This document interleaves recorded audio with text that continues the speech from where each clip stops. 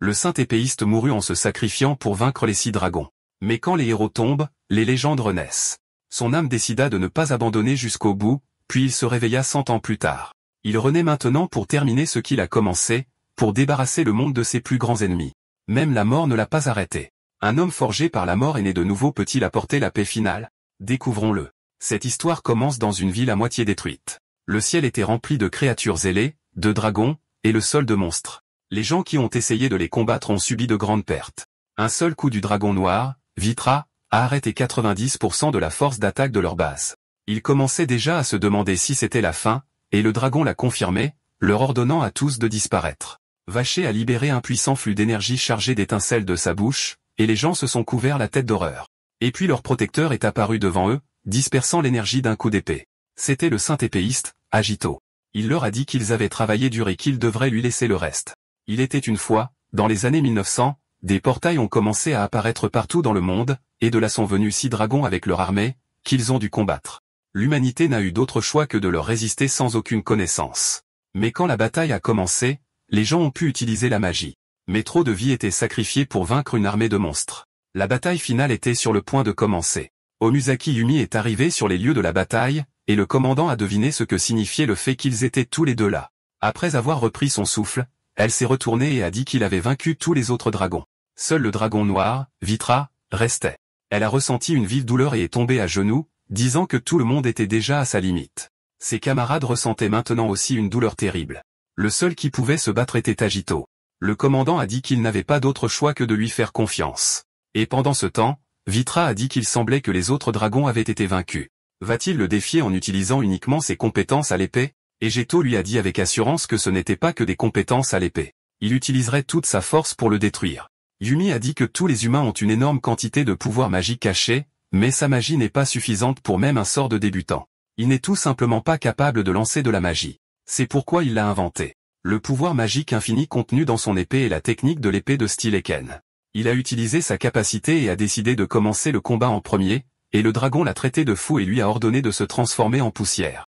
Après quoi, il a utilisé le sort de pluie noire, et des piliers d'énergie sont tombés sur Egeto depuis 5 cercles magiques. Il a soudainement disparu de l'endroit, et une seconde plus tard, il était déjà dans les airs, évitant magistralement les attaques ennemies. Il s'est aligné avec la tête du dragon et a utilisé la sonate des 8 épées, dieu du tonnerre, après quoi il a agité sa main et a porté un coup puissant. Voyant cela, le commandant s'est exclamé avec surprise qu'il l'avait fait.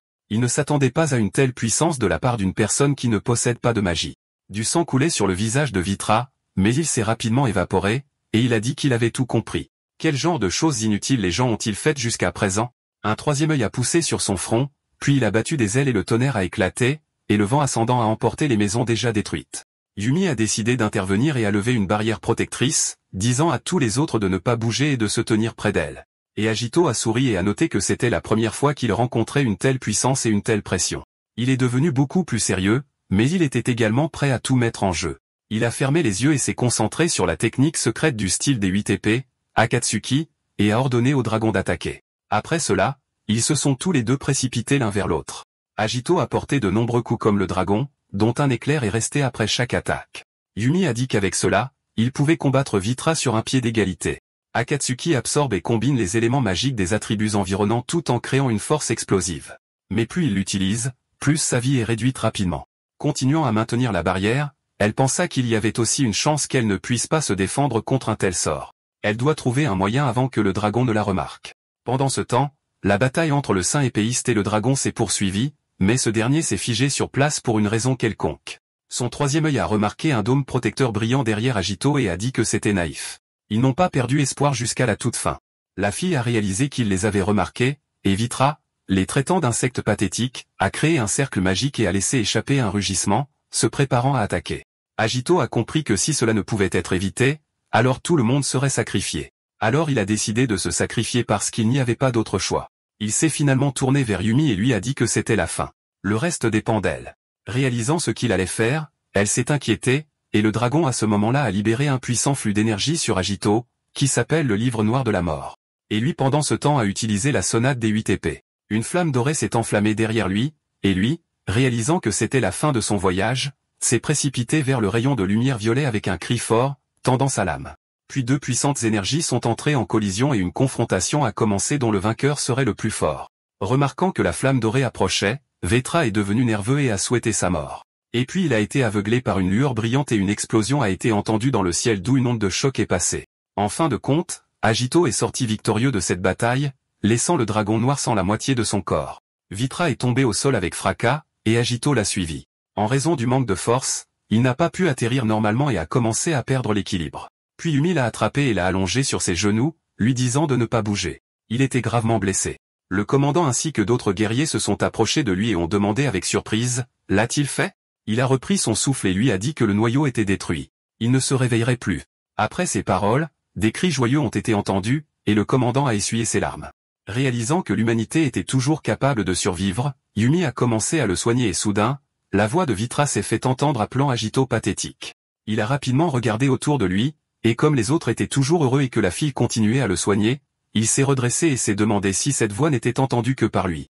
Il a regardé le corps du dragon, et il a dit que leur plan pour réveiller le dragon le plus fort, Rania, n'avait pas changé. Toutes les conditions avaient déjà été remplies. Agito s'est inquiété, et Vetra a dit que sous la protection du dragon divin, les 6 dragons, renaîtraient dans 100 ans. Donc sa bataille était vaine. Après ces mots, son corps a disparu, et il l'a appelé, mais a immédiatement grogné de douleur, et Yumi l'a appelé avec inquiétude. Il a serré les dents et a pensé au dragon divin Rania. Donc vaincre les 6 dragons n'est pas encore la fin, peu importe les efforts de Yumi, elle ne pouvait pas guérir ses blessures, et cela la rendait nerveuse. Et il pensa qu'il avait utilisé Akatsuki Hashim trop souvent, ce qui avait fait que sa conscience s'estompait lentement. Il a commencé à supplier mentalement quelqu'un de lui donner une autre chance puisque sa bataille n'était toujours pas terminée. Il a commencé à s'endormir, et Yumi, remarquant cela, a appelé les autres, après quoi il a fermé les yeux et a plongé dans l'obscurité. Une comète brillante est apparue au milieu de cette obscurité. Elle a traversé les halos et est tombée dans le cercle magique doré, après quoi un bip mesuré a été entendu. L'appareil a dit que ses signes vitaux étaient normaux. Le niveau de conscience du patient avait été rétabli. Le nom du patient était Mitsurugi Agito. Le médecin traitant viendrait le voir bientôt, alors laissez-le attendre un peu. Il ouvrit légèrement les yeux et pensa qu'il y avait tellement de bruit ici. Il réalisa rapidement qu'il était dans un hôpital, mais il y avait tellement d'appareils qu'il n'avait jamais vu auparavant. Était-ce peut-être une sorte d'installation militaire? À ce moment-là, un programme racontant l'histoire de ce monde passait à la télé. La télé disait qu'une cérémonie avait lieu pour célébrer la paix accomplie par le saint épéiste Agito et les 4 autres héros. Ils allaient célébrer leur 100e anniversaire cette année. Agito ouvrit grand la bouche, choqué. Et quand il a vu à la télé qu'un documentaire spécial sur la guerre contre les 6 dragons allait être diffusé en l'honneur du 100e anniversaire, il s'est exclamé, « Ça fait déjà 100 ans ».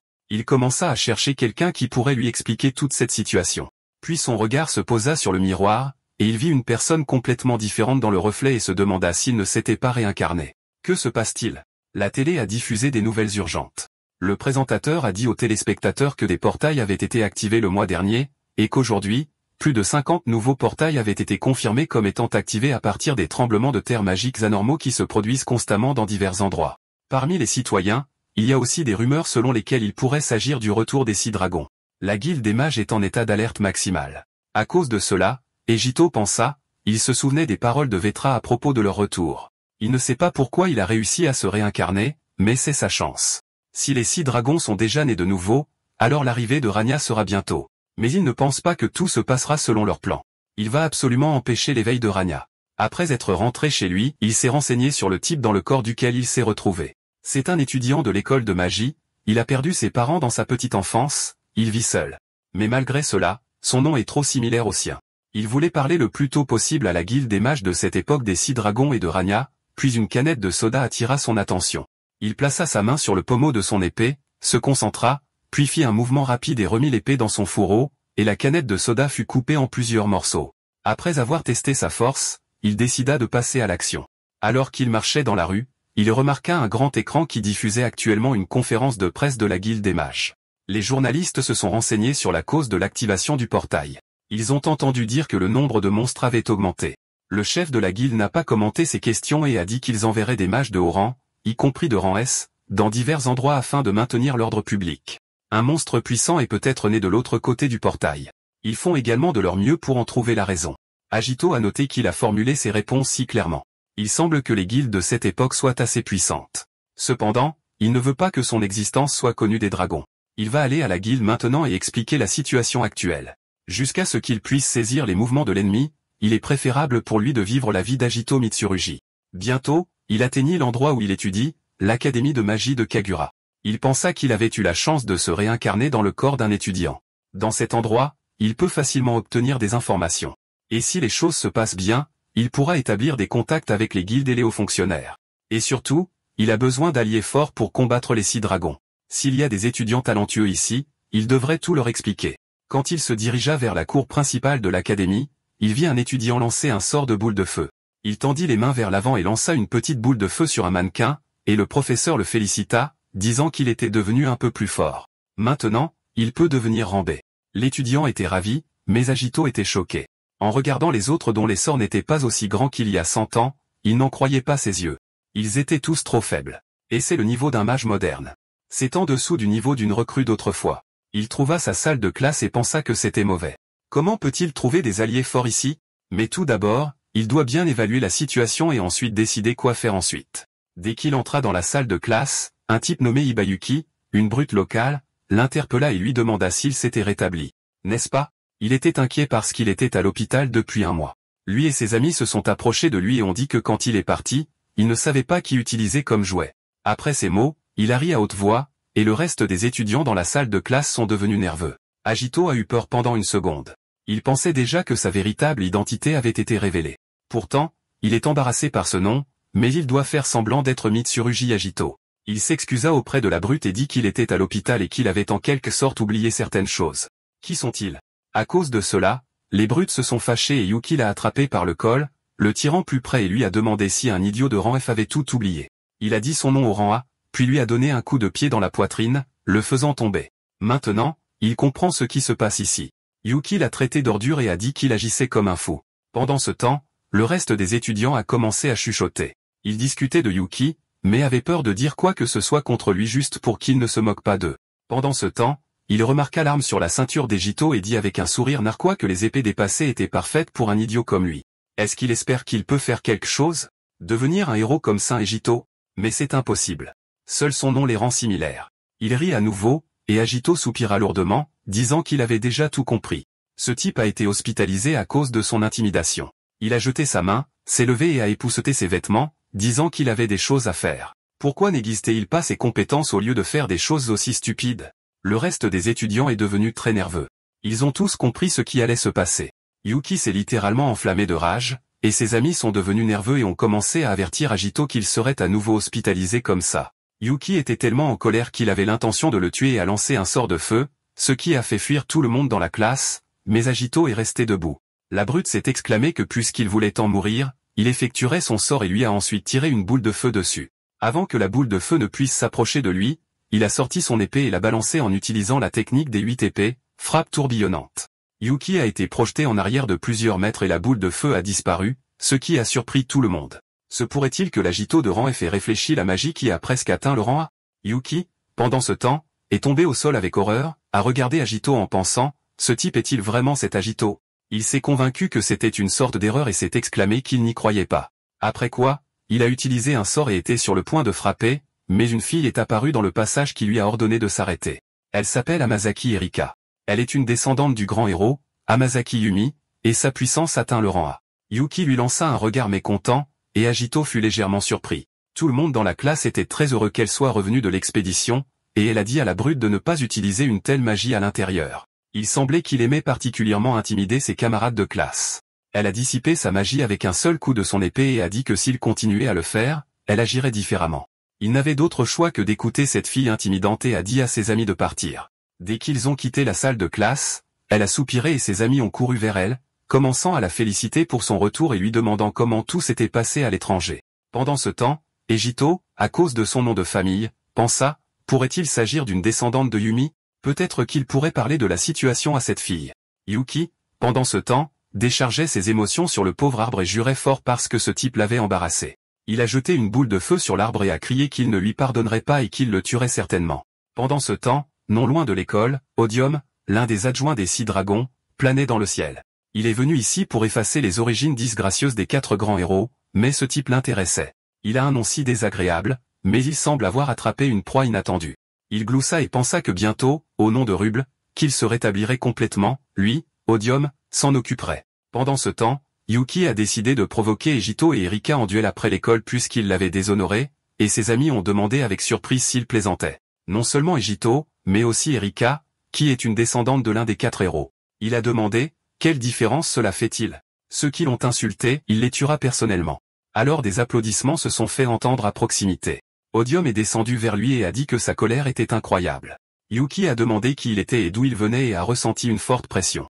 Le dragon a dit qu'il était si impoli et s'est ensuite présenté, disant qu'il était l'une des armées des 6 dragons, un confident du maître Ruble. Et maintenant, il verra s'il peut lui être utile. Il a attrapé sa tête et a commencé à effectuer des manipulations à l'aide de pouvoirs magiques, ce qui a fait apparaître une marque sur le cou du type, après quoi il est tombé à genoux sans force. Ses amis étaient inquiets pour lui et l'ont appelé, puis Yuki s'est tourné vers eux, mais son regard était féroce. Les garçons sont devenus nerveux et ont commencé à demander ce qui s'était passé et ce qui lui était arrivé, mais il les a ignorés et s'est dirigé vers eux, allumant une flamme dans sa main. Il leur a lancé un regard féroce, puis un cri s'est fait entendre. Finalement, ses 2 amis sont morts de ses mains, ce que le dragon a beaucoup aimé. Il a ri et a fait remarquer que c'était magnifiquement réussi. Enfin, tout était préparé, et maintenant, il n'avait plus qu'à tout commencer. Le temps a passé. Les étudiants se sont rassemblés à la porte de la classe et dans les montagnes Mukuro. Le professeur a dit qu'une leçon pratique aurait lieu dans cette porte. Il se fichait de savoir comment et avec qui ils s'unissaient dans cette bataille. L'essentiel est qu'ils ont tué au moins 5 monstres. Et juste au cas où, les cadres de rang ont été invités en tant qu'observateurs, ils ne devraient donc pas s'inquiéter. Agito s'est souvenu des capacités magiques de la génération actuelle et s'est demandé si tout allait bien se passer. Parmi la foule d'étudiants, il a remarqué Erika, il s'est approché d'elle et l'a remerciée pour son aide plus tôt. Elle lui a dit avec un sourire que ce n'était rien.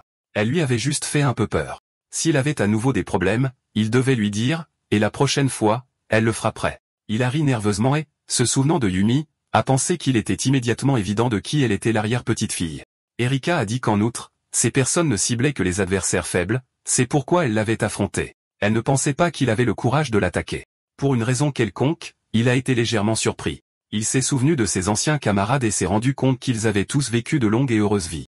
Remarquant qu'il était perdu dans ses pensées, elle lui a demandé ce qui n'allait pas, et il lui a dit avec un sourire que tout allait bien. Il se reverrait plus tard. Il est parti, et elle a pensé que ce qu'Agito lui avait montré ce matin ne ressemblait pas à de la magie.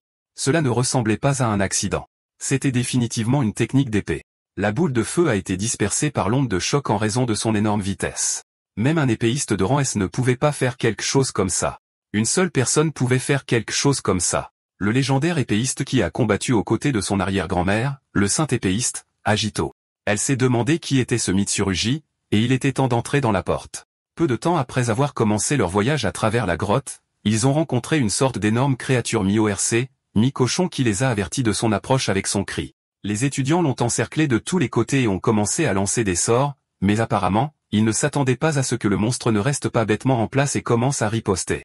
Il a donc balancé sa massue, a jeté l'un des étudiants au sol et était sur le point de l'écraser, mais Agito est arrivé à son secours à temps. Il s'est occupé de lui avec un seul coup d'épée et s'est tourné vers le type en demandant « Ça va ?» Il a commencé à lui enseigner que la distance était la clé pour combattre les orques, tandis que les autres étaient surpris qu'il soit si rapide. Il a fait signe aux étudiants et a continué son chemin, pensant que, comme il s'y attendait, les étudiants de rang inférieur ne pouvaient pas réussir ce test rapidement. Il avait encore besoin d'établir des contacts avec des personnes influentes des guildes. Quand il est entré dans la salle suivante de la grotte, il a remarqué que quelque chose n'allait pas. Tous les corps des monstres au sol étaient mis en pièces, et Yuki se tenait au milieu d'eux, presque complètement couvert de sang. Il a interrogé son nom et est devenu méfiant, après quoi Yuki s'est retourné et a crié avec un sourire bestial qu'il allait le tuer. Se détachant rapidement, il s'est approché de lui et a enveloppé son poing de feu, mais il a réussi à esquiver et a remarqué que son pouvoir magique avait fortement augmenté. Ses mouvements étaient étranges. Il a soupçonné que quelque chose n'allait pas et a tendu son épée devant lui pour bloquer le coup. Puis Yuki a attrapé son fourreau à 2 mains, et lui, remarquant ses doigts cassés, s'est demandé s'il ne ressentait vraiment aucune douleur. Yuki a continué à le presser et à dire quelque chose d'inintelligible, bavant. À un moment donné, son regard s'est un peu éclairci, et il lui a demandé de le sauver, ce qui a fait écarquiller les yeux d'Agito, et il s'est souvenu de ses camarades blessés et des victimes du dragon. Serrant les dents avec haine, il ordonna à l'ennemi de le quitter. Après quoi, il a allumé 2 doigts et a touché le front du garçon avec eux, ce qui a fait disparaître la marque sur son cou. Il a immédiatement perdu connaissance, mais Agito a réussi à l'attraper et a dit à son agresseur qu'il savait qu'il était là. Qu'il sorte immédiatement. Il a soigneusement posé Yuki sur le sol, puis le rire d'Odium a résonné dans toute la grotte. Il est apparu d'une brume violette et a dit que son jouet était maintenant cassé. Il semblait qu'il valait mieux qu'il le tue d'abord, puis Erika. Il a tendu la main vers lui, lançant un sort, et a dit son nom, disant qu'il était l'adjudant du dragon de flamme, Ruble, qui reviendrait bientôt. De nombreux cercles magiques sont apparus autour de Dégito, et le dragon a dit qu'il deviendrait maintenant son bourreau. Après ces mots, des flammes ont jailli des cercles magiques, mais un combattant aussi chevronné que lui n'avait pas peur. Il a sorti son épée et a fait plusieurs mouvements rapides, dissipant les flammes. Et Odium a pensé avec surprise, sa magie a-t-elle instantanément disparu? Agito a dit que le retour des 6 dragons n'aura pas lieu car c'est lui qui ruinera tous leurs plans. Odium a souri et a noté qu'il était si impudent, après quoi il l'a invité à jouer et a tiré plusieurs projectiles magiques sur lui, qu'il a habilement évité et a même réussi à se rapprocher de lui. Il voulait frapper, mais les griffes de son adversaire ont soudainement poussé et ont bloqué l'attaque. Agito a noté qu'il était de bonne humeur. Mais pourquoi fait-il du mal aux gens? Il a souri et s'est exclamé que tout était amusant. Après ces mots, ils ont tous deux augmenté la distance entre eux, et l'homme a recommencé à lui tirer dessus, et il a esquivé à nouveau. Odium a dit que la guerre d'il y a 100 ans était incroyable. Les prédateurs offrent à leur proie une voie d'évasion pendant la chasse. Et dès qu'ils commencent à penser qu'ils se sont échappés, le prédateur apparaît devant eux et éprouve un grand plaisir à piéger la proie. Et entendre le cri d'un enfant qui est tué par une mère bouleversée est encore plus agréable. Le visage d'Agito s'est assombri, et l'homme a dit avec plaisir que c'était tellement amusant. Et lorsque le dragon divin se réveillera, il pourra à nouveau vivre cela. Il a serré les poings de joie, puis a levé les yeux vers son adversaire avec une expression mécontente et a recommencé à lancer son sort, disant qu'il ne laisserait personne entraver leur plan. Il a ri fort à nouveau, puis Agito est apparu d'une manière ou d'une autre derrière lui et a balancé son épée, lui faisant perdre son bras. Il a regardé son épaule en état de choc, et Agito lui a dit de se taire. Il détestait entendre ça. Odium a ressenti une douleur aiguë et a crié fort et l'a attaqué avec rage, criant qu'il allait le tuer, puis a commencé à balancer ses griffes au hasard juste pour le frapper. Il a crié avec rage qu'il n'était qu'un insecte pathétique, mais il l'a ignoré et a paré une autre attaque. Alors qu'il s'exclamait qu'il n'était qu'un morceau de viande qu'il devait chasser, il a levé la main, créant un cercle magique au-dessus de lui et lui a dit de ne pas être impudent. Il le brûlerait tellement qu'il serait impossible de le reconnaître. De nombreuses pierres de feu sont tombées du cercle.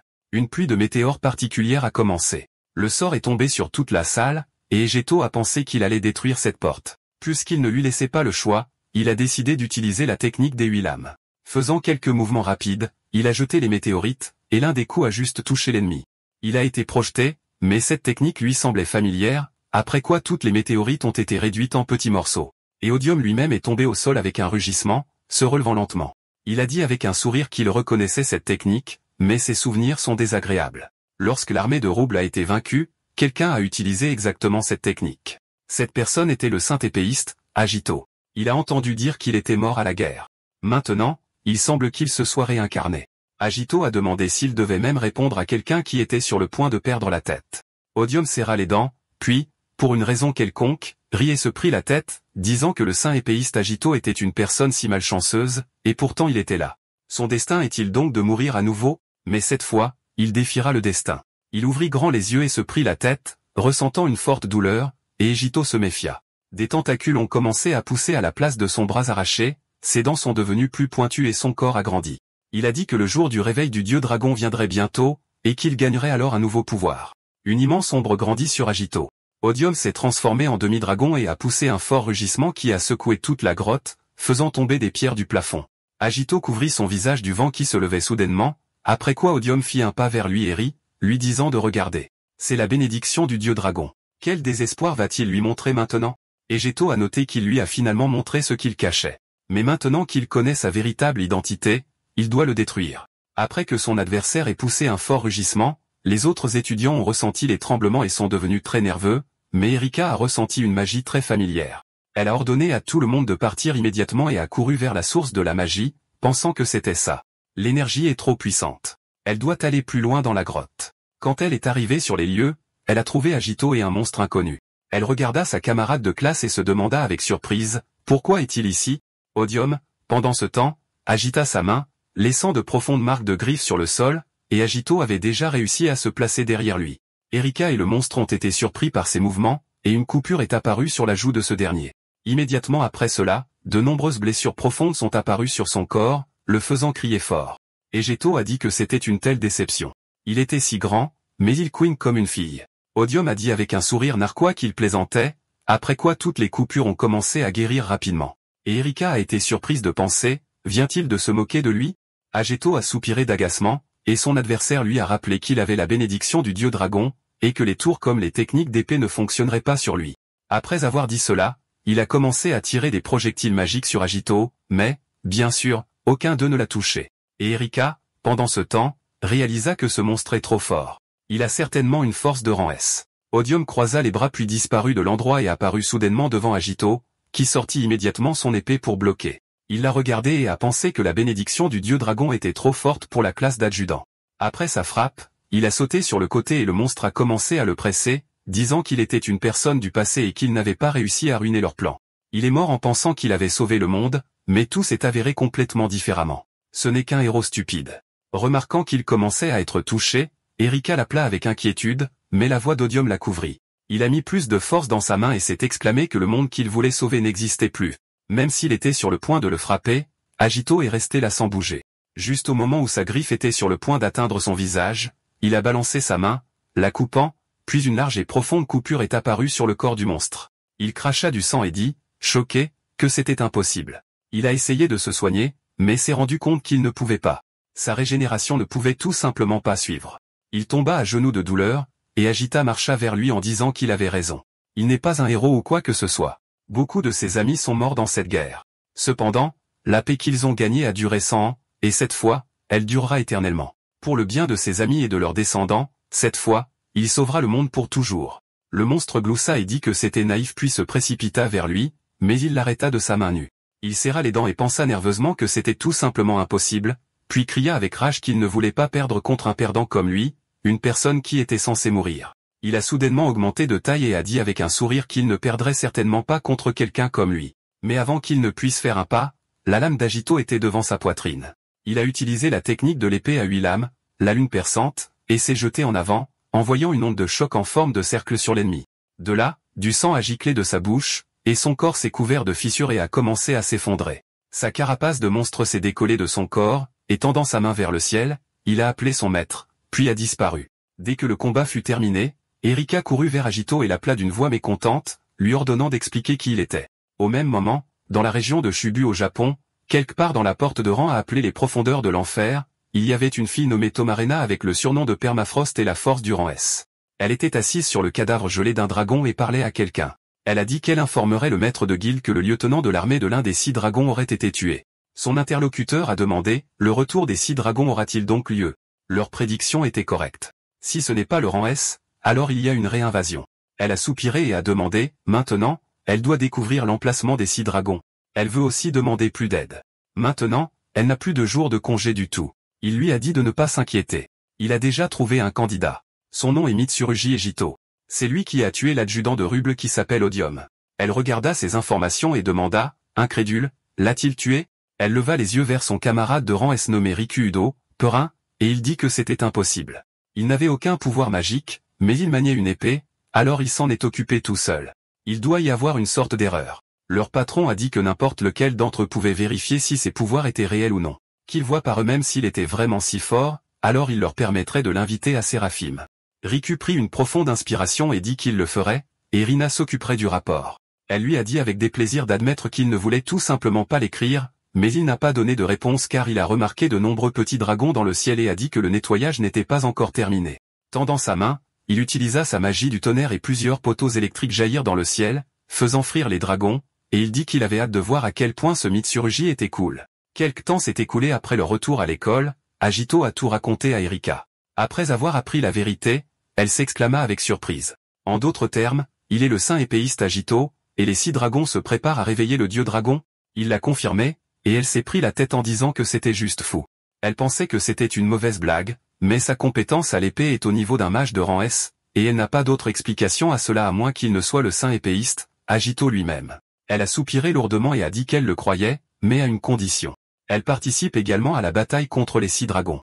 Elle, comme lui, veut aussi protéger ce monde, et elle ne va certainement pas rester à l'écart. À cause de son comportement, il s'est souvenu de Yumi. Elle aussi était si déterminée et confiante. Il a souri et a noté qu'elle était définitivement sa descendante et a pensé qu'elle avait également hérité de cette magie d'elle. Elle n'a pas entendu ce qu'il a dit et a demandé quel était son plan. Il lui a dit qu'il pensait à rassembler plus d'alliés car il ne pourrait certainement pas y faire face à 2. Il devait retrouver les mêmes qu'avant, comme les 4 grands héros. Erika a touché son menton pensivement et a dit que cela signifiait qu'ils avaient besoin de mages comme son arrière-grand-mère. Séraphin lui est venu à l'esprit. Il pourrait peut-être les aider. C'était une organisation qui étudiait les anomalies des portails et qui comptait des membres de rang S. Il savait qu'elle était partie à l'étranger. C'était une invitation de Séraphin. Elle les aidait dans leur enquête. Si elle devait les décrire en un mot, ce serait celui-là. Agito ne la laissa pas finir et dit avec un sourire narquois qu'ils étaient les plus forts. Mais la question se posait toujours, croirait-il son histoire ou non? Elle lui dit qu'elle pensait que ça irait. Cette organisation est composée de personnes différentes, mais elles ont le même objectif, protéger le monde créé par le saint épéiste et les 4 grands héros, c'est pourquoi elles se battent. Alors elle pensait qu'il le croirait. Il répondit que c'était un soulagement que cette époque ait aussi ses héros. Ce serait formidable de pouvoir se battre aux côtés de personnes comme ça. Elle dit qu'il y avait des individus étranges parmi eux, et à ce moment-là, Agito se retourna soudainement, remarquant quelque chose. Il dégaina rapidement son épée et bloqua une soudaine attaque de foudre qu'Erika n'avait même pas remarquée. Agito lui dit de faire attention. Ils avaient un invité. Après cela, Udoriku atterrit à proximité avec un coup de tonnerre et dit que pour dire la vérité, il attendait ce moment avec impatience, et il semblait que ça en valait la peine. Elle fut très surprise quand elle le vit, et Agito demanda si elle le connaissait. Elle lui dit qu'il était le rang le plus élevé et le meilleur utilisateur de magie de foudre au monde. Il est également membre de la guilde Séraphin. Agito était méfiant, et Riku dit qu'il semblait qu'il avait vaincu un pion d'un des 6 dragons. Il avait déjà vaincu un type comme ça, mais il n'était pas aussi fort. Cependant, il ne pensait pas qu'il pouvait être vaincu par un étudiant normal. Il lui dit de se préparer à un test de ses capacités et lança un sort, invoquant un cercle magique devant sa main, puis plusieurs autres, amplifiant ainsi la magie. Erika réalisa qu'il utilisait un tonnerre assourdissant. N'est-ce pas un sort utilisé sur de grands monstres comme les dragons? Et il était sur le point de frapper l'homme avec ça. Riku dit qu'il se fichait de ce qu'il utilisait. Il se souciait seulement de savoir s'il pouvait supporter le coup. S'il le pouvait, il l'inviterait chez Séraphin. Il sourit et dit que c'était si mignon. Et s'il ne le pouvait pas, il lui dit qu'il écrirait juste dans le rapport que c'était une erreur de calcul. Egeto se prépara au combat et dit qu'il avait tout si bien planifié, puis lui dit d'attaquer, et son adversaire commença à lancer un sort, un tonnerre assourdissant. Au même moment, Egeto utilisa la technique des 8 lames, l'enterrement des 6 pétales, puis balança son épée, provoquant un flash lumineux devant lui. Riku appréciait l'événement, et Erika se couvrit les yeux de la lumière aveuglante. Et quand elle les ouvrit, elle vit que Jo avait facilement résisté au coup. Riku sourit, et Jo, pendant ce temps, était ravi. Un tel niveau de mage était rare, même à son époque. Il était tout simplement incroyable. Il prononça avec enthousiasme le nom de son adversaire, et avec un large sourire sur son visage, il lui proposa de devenir son allié. Il fronça les sourcils en réponse, puis sourit et dit qu'il était d'accord. Il tapota l'épaule du protagoniste et ajouta qu'il aurait dû le suggérer. Il acquiesça, puis demanda quoi. Riku ajouta qu'il était incroyable. Il a pu arrêter son attaque avec juste une épée. Le protagoniste ferma les yeux et dit qu'il était trop sérieux, au fait. C'était un sort déguisé, un tonnerre assourdissant. D'accord. Riku le regarda avec surprise, et MC ajouta que s'il s'était donné à fond, tout ici aurait été détruit. Il n'y a pas beaucoup de mages de ce niveau. Il sourit et pensa, a-t-il vu à travers lui si rapidement? C'est comparable à un rang S. Il regarda l'aura du protagoniste et écarta les bras sur les côtés et dit avec un sourire, il n'est certainement pas un candidat. À partir d'aujourd'hui, il fera partie de la guilde Séraphin. Le protagoniste répondit qu'il serait heureux de se battre à ses côtés. Au fait, Erika sera avec eux. N'est-ce pas? À ce moment-là, elle apparut juste derrière lui, et il se retourna et demanda, qu'est-ce qu'il y a? N'est-elle pas chez Séraphin? La seconde suivante, Riku dit que c'était impossible. Les rapports d'opération qu'il a lus de la branche nord-américaine ont montré que son pouvoir magique était inférieur au leur, et son maniement de l'épée n'était pas aussi exceptionnel que le sien. Il ne devrait pas dire une telle chose, mais il faut être plus fort pour les rejoindre. Elle n'est pas au niveau de Séraphin. Elle comprend cela mieux que quiconque. Erika, en entendant cela, baissa le regard. Elle était confiante en sa force, mais cette situation au portail lui a montré qu'elle n'était pas à la hauteur. Elle n'avait toujours pas la force de rejoindre Séraphin. Le protagoniste demanda alors, c'est tout? Riku le regarda avec surprise, et il dit qu'il était sûr qu'Erika avait un talent caché qu'elle ne connaissait pas elle-même. Sa force serait nécessaire pour la bataille à venir. Erika fut surprise. Quoi? Agito? Riku avança ses mains et dit qu'il connaissait les compétences qu'elle avait et qu'il fallait dire que c'était absolument nécessaire. Il soupira et ajouta qu'il pouvait faire tout ce que cette fille pouvait faire. Le protagoniste sourit et dit que ce n'était pas le cas. Il devait lui pardonner, mais il ne pouvait même pas faire ça. Dans certains domaines, cette fille était supérieure à lui et au reste des gars. Erika le regarda avec surprise. Riku dit que des milliers de mages perdent la vie chaque année lors de missions.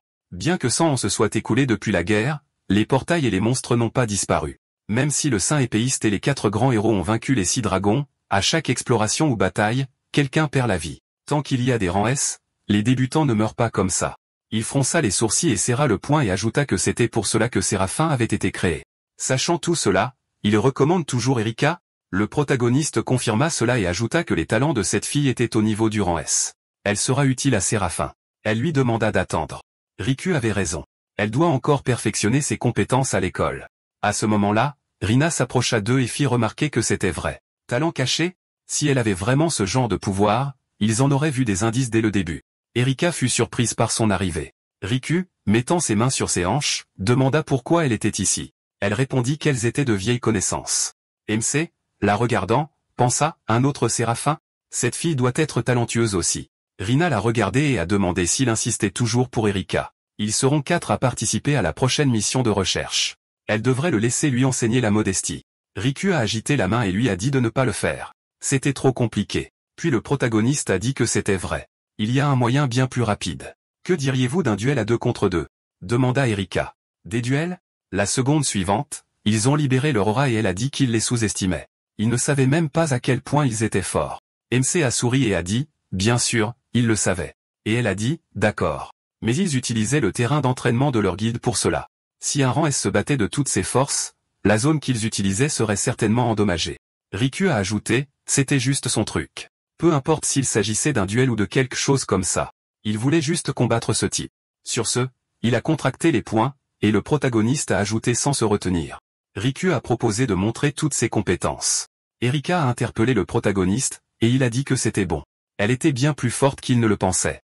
Il s'est ensuite tourné vers elle et lui a demandé si elle croirait en lui et se battrait avec lui. Elle est restée silencieuse, puis a pensé que le saint épéiste Agito croyait tellement en elle. Puis elle a crié qu'elle croyait en lui. Elle montrera sa force dans un vrai combat. Il a fermé les yeux et a dit, alors c'est convenu. Lui et Erika les vaincront plus tard au quartier général de la guilde de magie. Jinguji a annoncé que la liste des participants a été compilée, Mitsurugi Agito rang F et Amazaki Erika rang A contre Udo Riku rang S et Tomarena rang S. Le duel commencera lorsque la barrière de protection sera activée. Les personnes présentes regardaient depuis une grande fenêtre. L'un d'eux a demandé, Riku et Rena sont en couple? Un autre a remarqué, c'est la fille de la famille Amazaki. L'homme a demandé, Mitsurugi Agito, qui est-ce? Est-ce que ce sera une vraie bataille? Jinguji a croisé les mains devant son visage et a dit qu'il comprendrait tout au début de la bataille. Agito, il a vaincu l'assistant de l'un des dragons à lui tout seul. Maintenant que leur crainte était confirmée, ils avaient besoin d'autant de ressources humaines que possible. Ils devaient le laisser tester ses capacités. Au bout d'un moment, le système a annoncé qu'il restait 40 secondes avant l'activation de la barrière. 39. Le protagoniste leva les yeux et dit, quelle grande barrière. Est-ce que tout est fait par des machines? Erika l'a confirmé. Beaucoup de choses sont faites par ça maintenant. Elle remarqua qu'il avait l'air trop détendu pour une personne sur le point de se battre. Elle a ensuite ajouté qu'il faudrait un certain temps, mais que n'importe qui pouvait créer une barrière défensive stable. Rina a remarqué que c'était vrai. Il y a longtemps, un saint épéiste s'est battu aux côtés d'Amazaki Yumi, et il semblait qu'elle avait son propre sort défensif puissant. Il ne combattait pas des dragons, donc la magie défensive et ses machines seraient suffisantes. En d'autres termes, si une puissante mage défensive comme Yumi apparaissait, elle serait certainement très utile même à leur époque. Rina voulait demander ce qu'il voulait. Mais avant qu'elle ne puisse finir de parler, Riku s'est tenu devant elle et a dit, assez parlé. Ils découvriront tout lorsque leur bataille commencera. N'est-ce pas? Le protagoniste l'a confirmé. Il l'attendait avec impatience. Le système a annoncé qu'il restait 5 secondes avant l'activation de la barrière. 4. Riku a souri. Enfin. Le système a rapporté que c'était fait. Les adversaires ont sauté dans des directions différentes.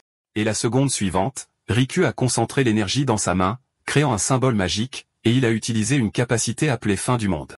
La foudre a éclaté directement de son symbole magique. Jinguji a froncé les sourcils et a crié, inattendu. Le protagoniste a couru vers l'avant et a dit à son partenaire de lui laisser faire. Il a utilisé une forte rafale envoyant plusieurs impulsions d'énergie depuis le mouvement de son épée. Les personnes présentes ont été surprises. Il a bloqué le sort de Riku? Qu'est-ce que c'est que ça? Je n'ai jamais vu une telle compétence.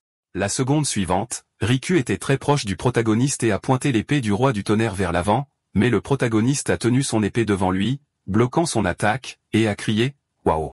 Il ne s'attendait pas à ce que la foudre puisse devenir une épée. Il a ri en réponse. C'est un rang S.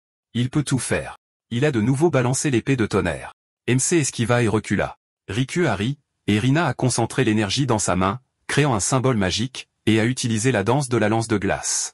Plusieurs éclats de glace se sont précipités vers l'avant. Riku était indigné. Et c'est son adversaire. Le protagoniste a dit 2 mages de ce niveau. Comme prévu de Séraphin, il enfonça alors son épée dans le sol et utilisa Heurtri. La surface devant lui était couverte de fissures. Des roches sont sorties du sol, arrêtant les éclats de glace. Le système a signalé un danger. Jinguji a ordonné d'augmenter la force de la barrière de Denon, par 3 fois. Les travailleurs étaient d'accord avec lui, et ils pensaient que le dispositif de barrière avait été créé en utilisant les dernières réalisations de la science magique, mais il était si facilement endommagé. Puis il a dit, Agito, pourquoi une personne aussi talentueuse n'a-t-elle pas encore existé? Il pensait que c'était incroyable. Ce type est un génie comme Riku. À ce moment, le protagoniste tenant une épée a couru vers l'avant et a crié, et elle s'est bien accrochée. Rina. Il pensait qu'elle ne respirait même pas. Elle, continuant à utiliser le sort, a dit que c'était elle qui devrait le lui dire. Mais tout va bien? Il ne fait attention qu'à elle. Son allié est en danger. Il a crié, Erika. La seconde suivante, Riku était au-dessus d'elle et a dit qu'il approuvait Ejito, pas elle. Il a envoyé une puissante impulsion d'énergie électrique vers le bas avec un coup de tonnerre assourdissant. Erika a commencé à lancer un sort, la lumière, la protection dans ses mains doivent résister à la mort et à la destruction. Jinguji regardant cela était perplexe et a crié, quoi? Quel genre de sort? De nombreux magiciens ont essayé sans succès de créer la compétence de l'un des grands héros, Hamasaki Yumi. La seconde suivante, elle a libéré un bouclier sacré bloquant l'attaque de l'ennemi. Ils l'ont regardé avec confusion. Rina a dit, bouclier sacré. Son partenaire a ajouté, elle l'a arrêté. MC a demandé, n'a-t-il pas parlé de son talent caché? Maintenant, c'est à leur tour d'attaquer. Quelques heures plus tôt, Erika était assise à la table en face du protagoniste et pensait, alors c'est la chambre d'un garçon. C'est la première fois qu'elle entre dans l'une d'elles. Est-il normal qu'elle soit ici juste avant un duel? Agito est resté silencieux pendant longtemps. Il a dit qu'il voulait parler de son talent, mais pourrait-il s'agir d'autre chose? Elle a rougi de gêne puis a froncé les sourcils, pensant qu'elle devait se ressaisir. En tant que membre de la famille Yamazaki, elle ne peut pas se laisser déconcerter par quelque chose comme ça. Puis il l'a appelé et a dit qu'il allait droit au but. Elle a hérité du pouvoir de son arrière-grand-mère. Elle a été surprise. Quoi? Il a répondu qu'il parlait de son talent. Et qu'est-ce qu'elle pensait? Elle a répondu, oh, non. Il a ajouté que son talent était la magie défensive. Son arrière-grand-mère, Omazaki Yuka, l'une des 4 grands héros, avait le même pouvoir qu'elle. Elle a regardé ses mains et a demandé, donc elle peut faire la même chose que son arrière-grand-mère. Il a ajouté que son talent ne s'est pas encore réveillé. Habituellement, il faut des années pour qu'il se réveille tout seul. Elle a été surprise. Quoi? Mais ils n'ont pas le temps. Que devrait-il faire?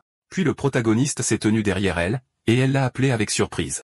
Il a dit qu'ils allaient le faire. Après cela, il lui a touché le dos, et elle a crié de peur. Elle s'est déplacée sur le côté et tenant sa main devant elle, lui a crié d'attendre. Il ne devrait pas la toucher comme ça dans des endroits étranges.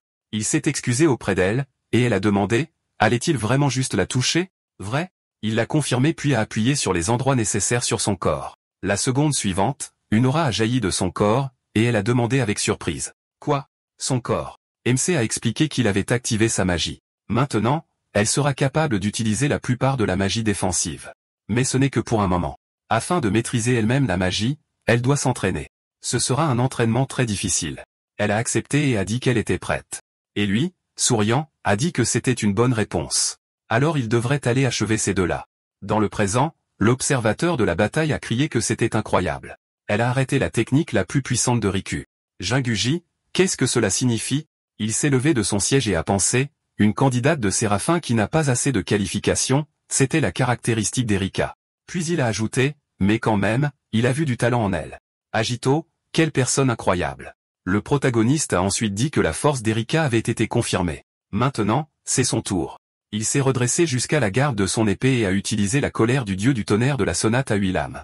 Des éclairs ont volé dans toutes les directions alors qu'il courait vers l'avant pour attaquer. Riku a crié, technique de l'épée doublée de la foudre, bon travail, Agito. Rina a créé une attaque magique et a demandé, a-t-il le temps de parler? Elle a utilisé la danse de la lance d'eau. Erika a répondu en utilisant une barrière protectrice bloquant son attaque. Rina a pensé avec surprise, elle a bloqué son attaque avec un sort de si bas niveau. La seconde suivante, Riku a concentré l'énergie dans les 2 mains et a crié, alors que diriez-vous de ça? Après cela, il a envoyé une double lance de tonnerre vers l'avant. Le protagoniste a demandé à sa partenaire, est-elle prête? Elle l'a confirmé et en mettant ses mains en avant, a utilisé un bouclier miroir reflétant l'attaque. Riku a mis sa main en avant, a bloqué sa propre attaque et a crié, alors elle sait seulement comment se défendre? Je me demande. Erika pensait qu'il pouvait le faire.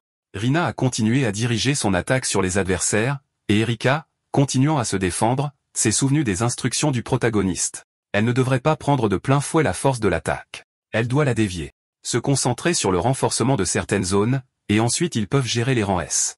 Ils peuvent vraiment gagner ce duel. Pendant ce temps, le protagoniste a continué à attaquer l'adversaire et à demander ce qu'il dirait d'Erika maintenant. Il a ri et a dit qu'il avait remarqué que cette fille faible était soudainement devenue forte. Il pense qu'il peut ajouter plus de puissance. Il a utilisé la manipulation du champ magnétique. Le protagoniste et sa partenaire ont été jetés sur le côté, et il a de nouveau dirigé l'attaque vers l'avant. MC a pensé qu'un sort de soutien sans dommage direct, sa cible. Avec ses pensées, il a planté son épée dans le sol dirigeant l'attaque vers l'avant. Riku a crié à Rina qu'elle devait agir. Elle lui a dit de ne pas lui dire quoi faire puis a utilisé la cage de cristal. La cage est apparue dans l'arène, le protagoniste a dit, alors ils ont prévu cela depuis le début. Riku l'a confirmé. Ils voulaient le combattre face à face, juste lui et lui. Rina et Erika, 1 contre 1, sans aucune interférence de l'extérieur. Il admet qu'Erika a grandi, mais il existe une différence d'expérience insurmontable entre eux. Il concentra de l'énergie dans ses poings et ajouta, le talent seul ne suffit pas pour vaincre un rang S. Cela s'applique à Erika aussi. Il répondit, elle n'a certainement pas l'intention de perdre une expérience. Lui et Erika les vaincront tous les deux. La seconde suivante, Erika a bondi du sol et, en balançant son arme, s'est envolée pour attaquer. Rina esquiva sur le côté, puis utilisa à nouveau son attaque magique. Son adversaire réussit à utiliser la défense, et elle leva la main et, concentrant son énergie, utilisa une frappe de cristal. Un énorme éclat de glace vola droit sur Erika, et elle réussit à utiliser la lumière réfléchissante. Puis elle utilisa l'enchantement, l'âme pulsée. Un puissant flux d'énergie jaillit de son épée, et elle la balança, envoyant une attaque vers l'avant.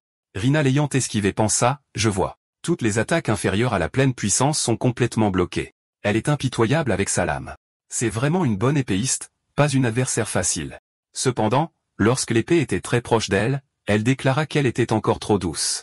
Elle apparut derrière son dos et utilisa ensuite la capacité avalanche. Erika, s'étant retournée brusquement, utilisa à nouveau le bouclier sacré, reflétant son attaque. Elle pensa, elle est forte. Même sous une pression intense, elle a instantanément tout tourné à son avantage. Alors c'est ça, le rang S. Rina demanda, est-il temps d'abandonner? Il semble qu'elle ait du potentiel, mais à la fin, elle ne durera pas longtemps. Se spécialiser dans la défense ne mènera pas à la victoire si elle ne peut pas porter le coup décisif. Pourquoi a-t-elle insisté sur un tel duel? Erika resta silencieuse puis parla. Elle a failli abandonner. Même si elle était issue d'une famille de descendants de héros, elle n'était qu'un rang A. Même avec un entraînement constant, elle ne voyait pas la possibilité de changer son avenir. Mais ensuite, elle a vu quelqu'un se battre seul pour protéger l'avenir de chacun. Elle n'est peut-être pas encore si forte, mais elle veut aussi grandir pour protéger tout le monde. Elle libéra son aura et déclara qu'elle n'arrêterait pas d'essayer. Rina demanda. Elle pense qu'elle peut changer l'avenir avec ses seuls efforts. Puis elle se leva, bondit du sol, concentrant l'énergie autour d'elle et remarqua qu'elle se trompait mortellement. Erika, se couvrant les mains des puissants flux de son énergie et pensa qu'elle n'avait concentré que ses pouvoirs magiques, mais elle ne pouvait plus bouger. Rina ajouta, le présent et l'avenir sont tous deux bâtis sur le passé. Elle doit accepter son passé pour pouvoir avancer vers l'avenir. Jusqu'à présent, elle ne lui permettra pas d'avancer. Sur ce, elle créa un symbole magique et utilisa Cosity, le zéro absolu. Une puissante attaque fut dirigée droit sur Erika, et elle pensa que c'était sa chance. Elle lança son arme, puis concentra son énergie dans ses mains en utilisant Saintuarius. Rina, se retournant, remarqua avec surprise que sa technique était reflétée. Erika dit qu'elle était prise. À ce moment-là, Jinguji regardant cela dit qu'une barrière magique aussi épaisse est impénétrable. Maintenant, Rina ne pourra utiliser aucune magie pour attaquer. Ce puissant sort s'est transformé en un mur impénétrable pour utiliser les capacités si efficacement que même la magie de rang S s'est retournée contre son propriétaire. Agito, il a éveillé un talent exceptionnel. À ce moment-là, l'un des éclairs d'énergie se dirigea vers Rina, mais elle avança sa main en le dissipant. Puis elle dit, à quoi sert d'atteindre ce pouvoir maintenant après si longtemps? À ce moment-là, Jinguji cria qu'elle devait s'arrêter. Le duel est terminé. Elle voulait s'y opposer, mais il cria qu'elle ne devait pas oublier son véritable objectif. Ils devaient poursuivre leur enquête sur les 6 dragons. Erika rejoindrait Séraphim et aiderait avec ça. Elle ferma les yeux et dit qu'elle comprenait, puis leva la main. Jinguji cria, la participante admet sa défaite. Rina quitte le champ de bataille. Erika dit avec surprise, ils ont gagné, puis Rina atterrit sur le sol et félicita son adversaire. En retour, elle la remercia, et Rina, en passant, ajouta, si seulement elle avait eu un tel pouvoir à l'époque. Erika serra le poing et le porta à sa poitrine, en pensant. Pendant ce temps, la bataille du protagoniste se poursuivait. Ils furent surpris d'entendre que Rena quittait le champ de bataille. Riku cria, incroyable. Elle a vraiment gagné. Quel genre de magie a-t-elle utilisé? Le protagoniste leva son index et expliqua, la bonne direction est importante. C'est tout. En réponse, il rit et dit, c'est un gars intéressant. Mais s'il laisse la défaite d'un rang S sans réponse, ils donneront un mauvais exemple. Puis il fronça les sourcils et déclara qu'il attaquerait de toutes ses forces. MC était d'accord avec lui. La seconde suivante, Jinguji cria, c'est mauvais. Riku, il doit s'arrêter. A-t-il l'intention de détruire le quartier général de la guilde? Ils en ont assez du pouvoir d'Agito. Le protagoniste demanda, a-t-il entendu ce qu'il disait? Son adversaire rit et cria, quelle bêtise. Jinguji continua à l'appeler, mais Riku concentra l'énergie autour de lui et serra les poings en disant, c'est sa pleine puissance. Maintenant, il doit lui montrer toute sa puissance sans se retenir. Un énorme symbole magique apparut derrière lui, puis il avança ses mains en créant un symbole magique et utilisa le tonnerre divin. Un puissant faisceau d'énergie jaillit vers l'avant, et le protagoniste pensa que c'était incroyable. Il ne s'attendait même pas à ça. Se battre à moitié, ça ne peut pas être bloqué. Je vais devoir utiliser ça. La technique secrète du style des 8 épées. Avec un sourire narquois, il saisit avec confiance la poignée de son épée, et à ce moment-là, Jinguji cria, la barrière protectrice a été détruite à 70%. L'équipement est endommagé. Il est impossible de continuer à observer. Quel idiot.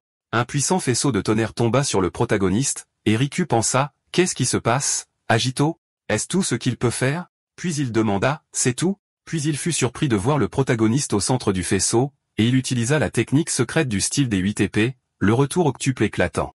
Un énorme symbole magique apparut derrière lui. Son aura commença à détruire l'attaque de l'ennemi. Riku, perplexe, cria, il a détruit son tonnerre divin. Jinguji pensa que c'était impossible. Le tonnerre divin de Riku peut même blesser un dragon. Le protagoniste prit alors position et proposa de commencer. Après cela, il libéra une puissante charge d'énergie et apparut derrière son adversaire. Il la regardait avec confusion, et la seconde suivante, une entaille s'est ouverte sur sa poitrine. Il a crié de douleur, et le protagoniste s'est excusé auprès de lui, ajoutant qu'il ne pouvait pas se retenir en combattant contre lui. Sur ces mots, il a remis son épée dans son fourreau. Riku a commencé à tomber et a demandé si c'était une sorte de compliment. La prochaine fois, il gagnerait. Jinguji a dit qu'ils avaient confirmé que Riku était incapable de continuer le combat.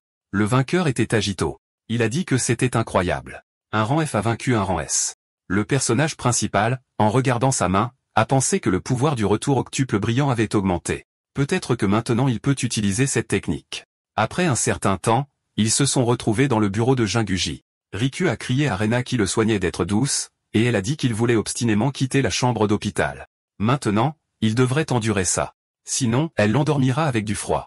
Après cela, Jinguji a posé sa main sur la table et a dit qu'ils avaient fait preuve d'une force extraordinaire. Agito, Erika, à partir d'aujourd'hui, ils sont tous les deux acceptés dans les rangs de Séraphim. Les 6 dragons reviendront très probablement, ils devraient donc se préparer à se battre et à explorer la porte. Le protagoniste a dit qu'il voulait demander si une équipe aussi petite était suffisante. Il a répondu que ce n'était pas un problème. Séraphim a le pouvoir de donner des ordres. Si nécessaire, ils peuvent mobiliser des mages de rang A comme assistants. Ils peuvent même diriger de grandes équipes. Ils devraient en tenir compte. Le personnage principal a dit, de grandes équipes, il n'a pas vraiment commandé de petites équipes. Riku a été surpris. Est-il sérieux? Le commandement est une compétence essentielle pour les mages modernes. Rina a souligné qu'il aurait dû apprendre cela en cours de tactique. Il a répondu que tout peut arriver. Puis il a pensé qu'il y a 100 ans, il avait refilé tout ce genre de travail à Yuka. Peut-être qu'il est temps d'admettre qui il est. Après cela, Jinguji a continué en disant qu'il discuterait de tous les détails demain, mais pour l'instant, il devrait se reposer. Le protagoniste lui a demandé d'attendre. Il voudrait dire quelque chose sur lui-même. À ce moment-là, un travailleur a crié, « Chef, rapport urgent ». Il a demandé de quoi il s'agissait. Il a répondu, l'unité du mage de rang S, Sakagami Masaki, qui a été envoyée pour enquêter sur la porte à Shinjuku, a été détruite par un dragon inconnu. Les personnes présentes étaient confuses, et il a crié, Masaki est de rang S, et elle dirigeait une équipe de mages de rang A. Vraiment? Ils sont venus. Après cela, le protagoniste a dit qu'il irait. Jinguji, confus, a crié ce qu'il était. Il a répondu que ses alliés étaient en danger. Il n'y avait pas de temps à hésiter, et ces types semblaient être sur l'affaire. Riku, en fléchissant son poing et en souriant, a ajouté qu'il ne pouvait bien sûr pas abandonner Masaki. Rina a ajouté qu'elle irait aussi. Elle n'était pas blessée. Riku lui a crié de se taire. Erika a dit qu'elle irait aussi. Jinguji a baissé le regard et a dit qu'il comprenait. Il leur faisait confiance avec ça.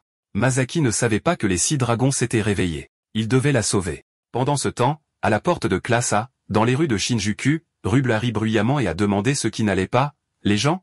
Il ne s'est même pas encore échauffé. Ishikawa Kuta, un mage de classe A, le lieutenant de l'équipe de Misaki, s'est caché derrière un rocher et a dit quelle bête. Il a anéanti presque toute l'équipe avec une seule attaque. Masaki, que devrait-il faire? Elle s'est assise sur le sol, le dos contre le rocher, les larmes au coin des yeux, et elle a dit désespérément qu'elle était désolée. Elle était si désolée. Tout cela était à cause d'elle. Elle était une mage de rang S marchant dans le vide.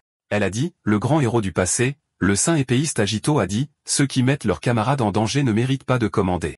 C'est ce qu'il a dit. Elle a mis 2 doigts sur sa tempe et a crié qu'elle mourrait et paierait pour ses péchés. C'était la seule chose qui lui restait. Kuta lui a crié d'attendre. Il lui a pris la main et lui a dit de ne pas se précipiter. Sans sa téléportation, tout le monde ne serait pas mort. De plus, Lord Agito n'a-t-il pas dit quelque chose comme ça aussi? Il n'y a pas d'entrée. Vous devez chercher une issue ou quelque chose comme ça. Elle a crié qu'il avait dit que dans toute situation difficile, il devait y avoir une issue. Il a tout faux. Puis elle a ajouté qu'il y a 100 ans, pendant la Grande Guerre, le saint épéiste qui n'avait pas de magie avait du mal à détecter l'ennemi dans une grande zone.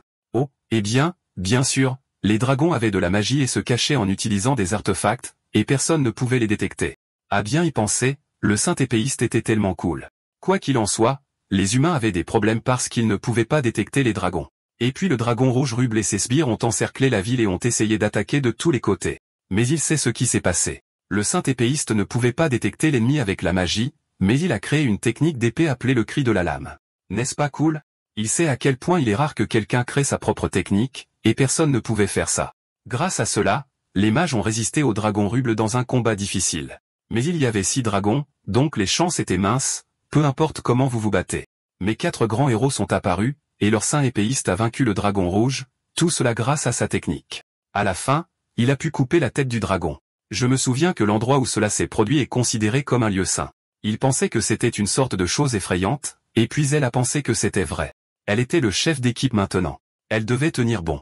Elle devait suivre les préceptes du saint épéiste. Elle a serré les poings et a pensé, le précepte du saint épéiste, Agito numéro 12, un vrai chef ne devient un vrai chef que s'il s'avance dans une situation dangereuse. Puis elle s'est tournée vers Kuta et lui a dit d'aider les blessés à sortir. Elle le distrairait. Il a tendu la main vers elle et en grinçant des dents, il a crié, putain.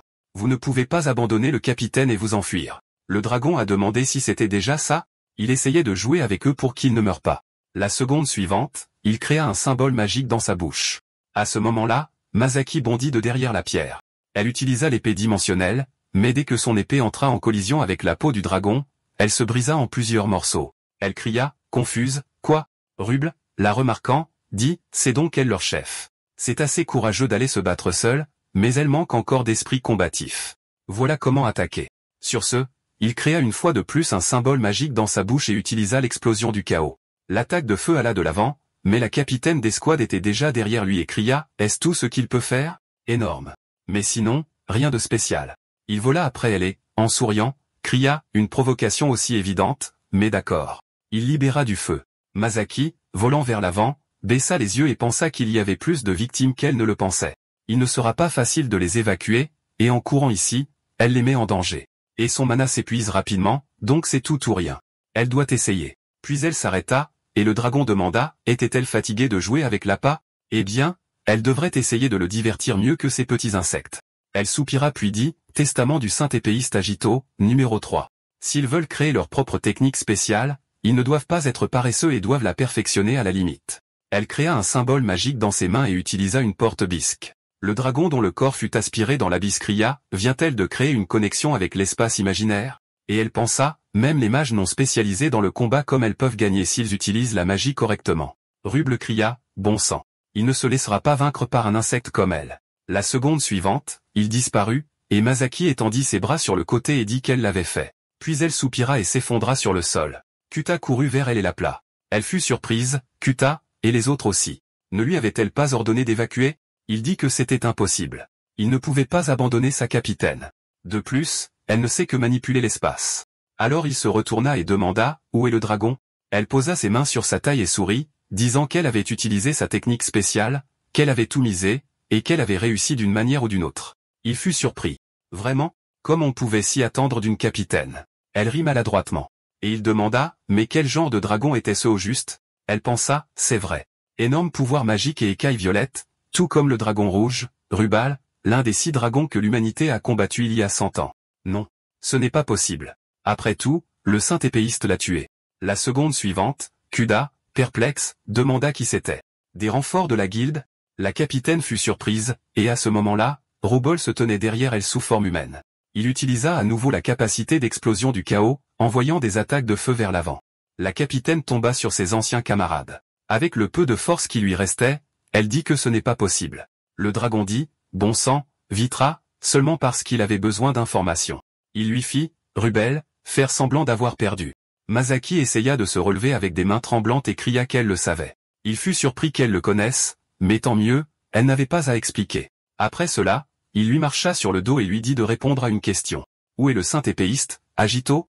Elle le regarda avec surprise, et il ajouta, un de ses sbires lui a envoyé une image mentale avant sa mort que ce même Agito était réincarné. Elle pensa, déconcertée, réincarné? Agito? Ruble dit qu'elle devrait lui dire tout ce qu'elle sait, et il la laissera probablement partir. Elle répondit, quelle malchance. Elle ne sait rien à ce sujet, bien que ce ne soit pas vrai. Même si elle le savait, elle ne le lui dirait pas. Il lui marcha sur la tête et sourit. Elle devrait arrêter de faire la dure, étendue sur le sol. Les petits insectes devraient écouter. Elle dit, le testament du saint épéiste, Agito, numéro 171. Quand le monde sera englouti dans les ténèbres, il viendra et les vaincra. Si le saint épéiste, Agito, était vraiment réincarné, elle croira et l'attendra. Le dragon pressa son pied plus fort sur elle et demanda, est-ce ainsi? Il pensa qu'il y avait encore une chance qu'elle cache quelque chose. Dans ce cas, il leva sa main au-dessus de lui, créant un symbole magique.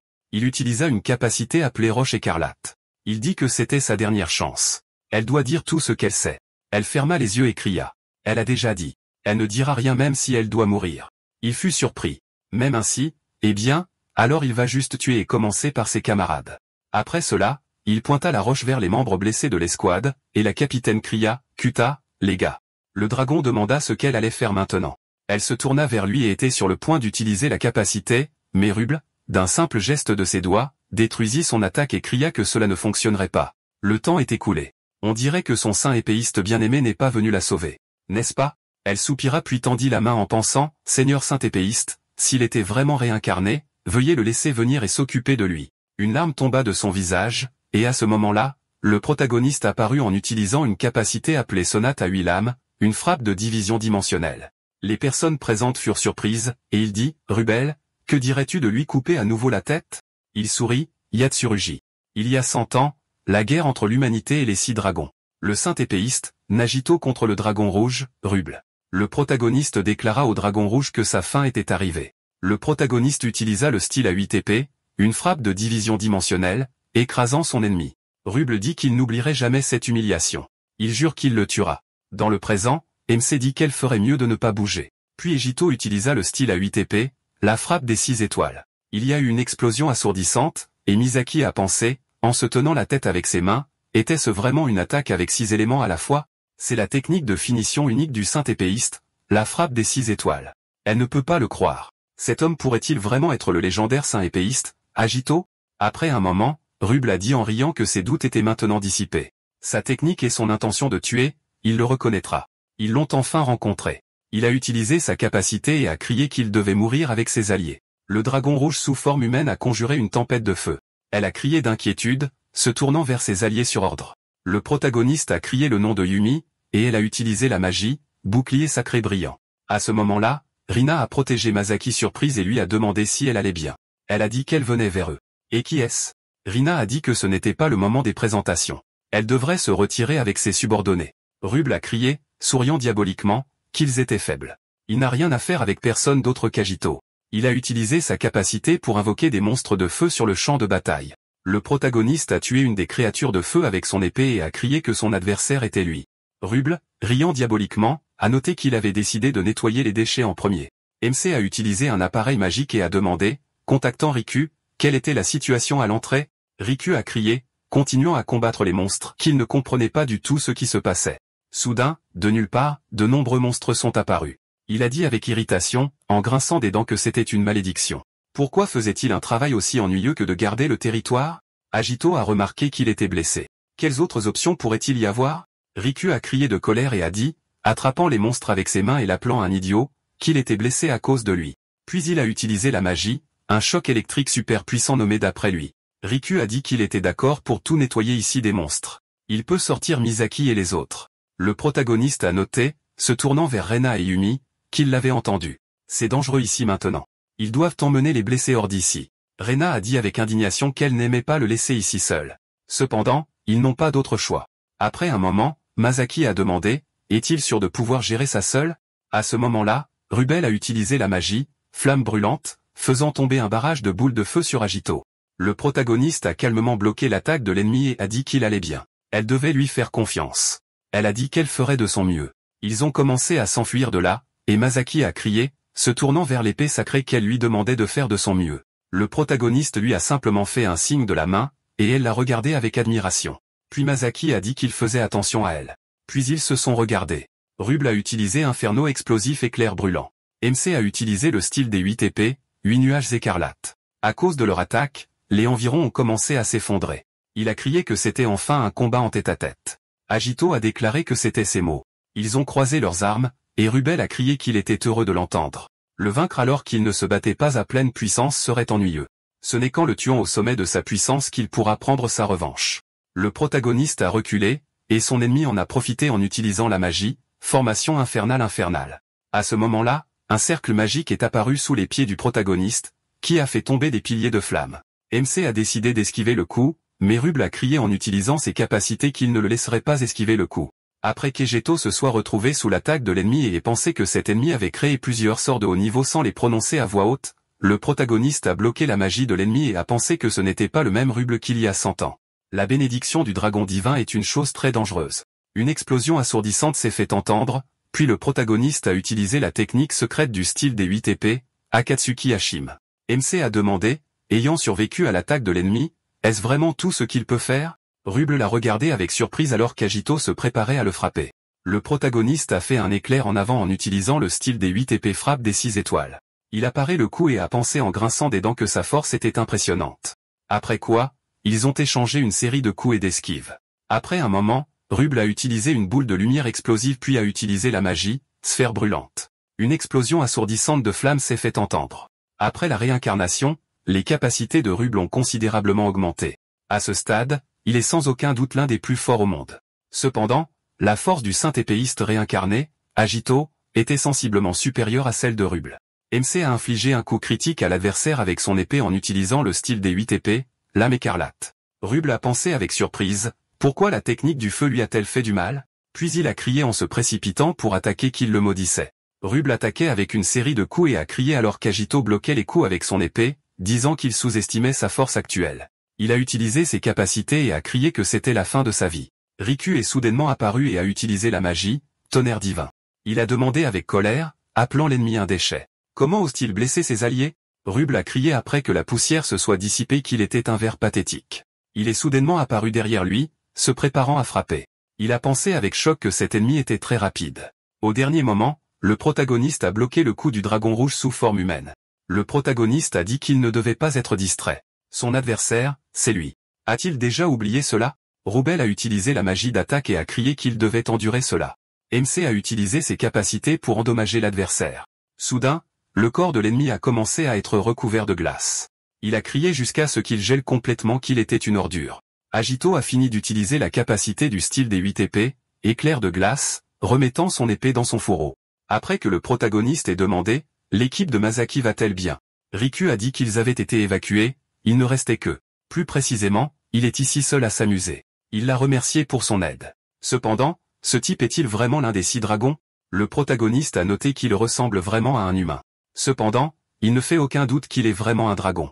Plus précisément, c'est le dragon rouge, Rubel, qui a été vaincu lors de la Grande Guerre il y a 100 ans. Il a noté qu'il semblait que c'était le dragon qui avait été détruit par le saint épéiste, Agito. MC a dit que c'était exactement ça.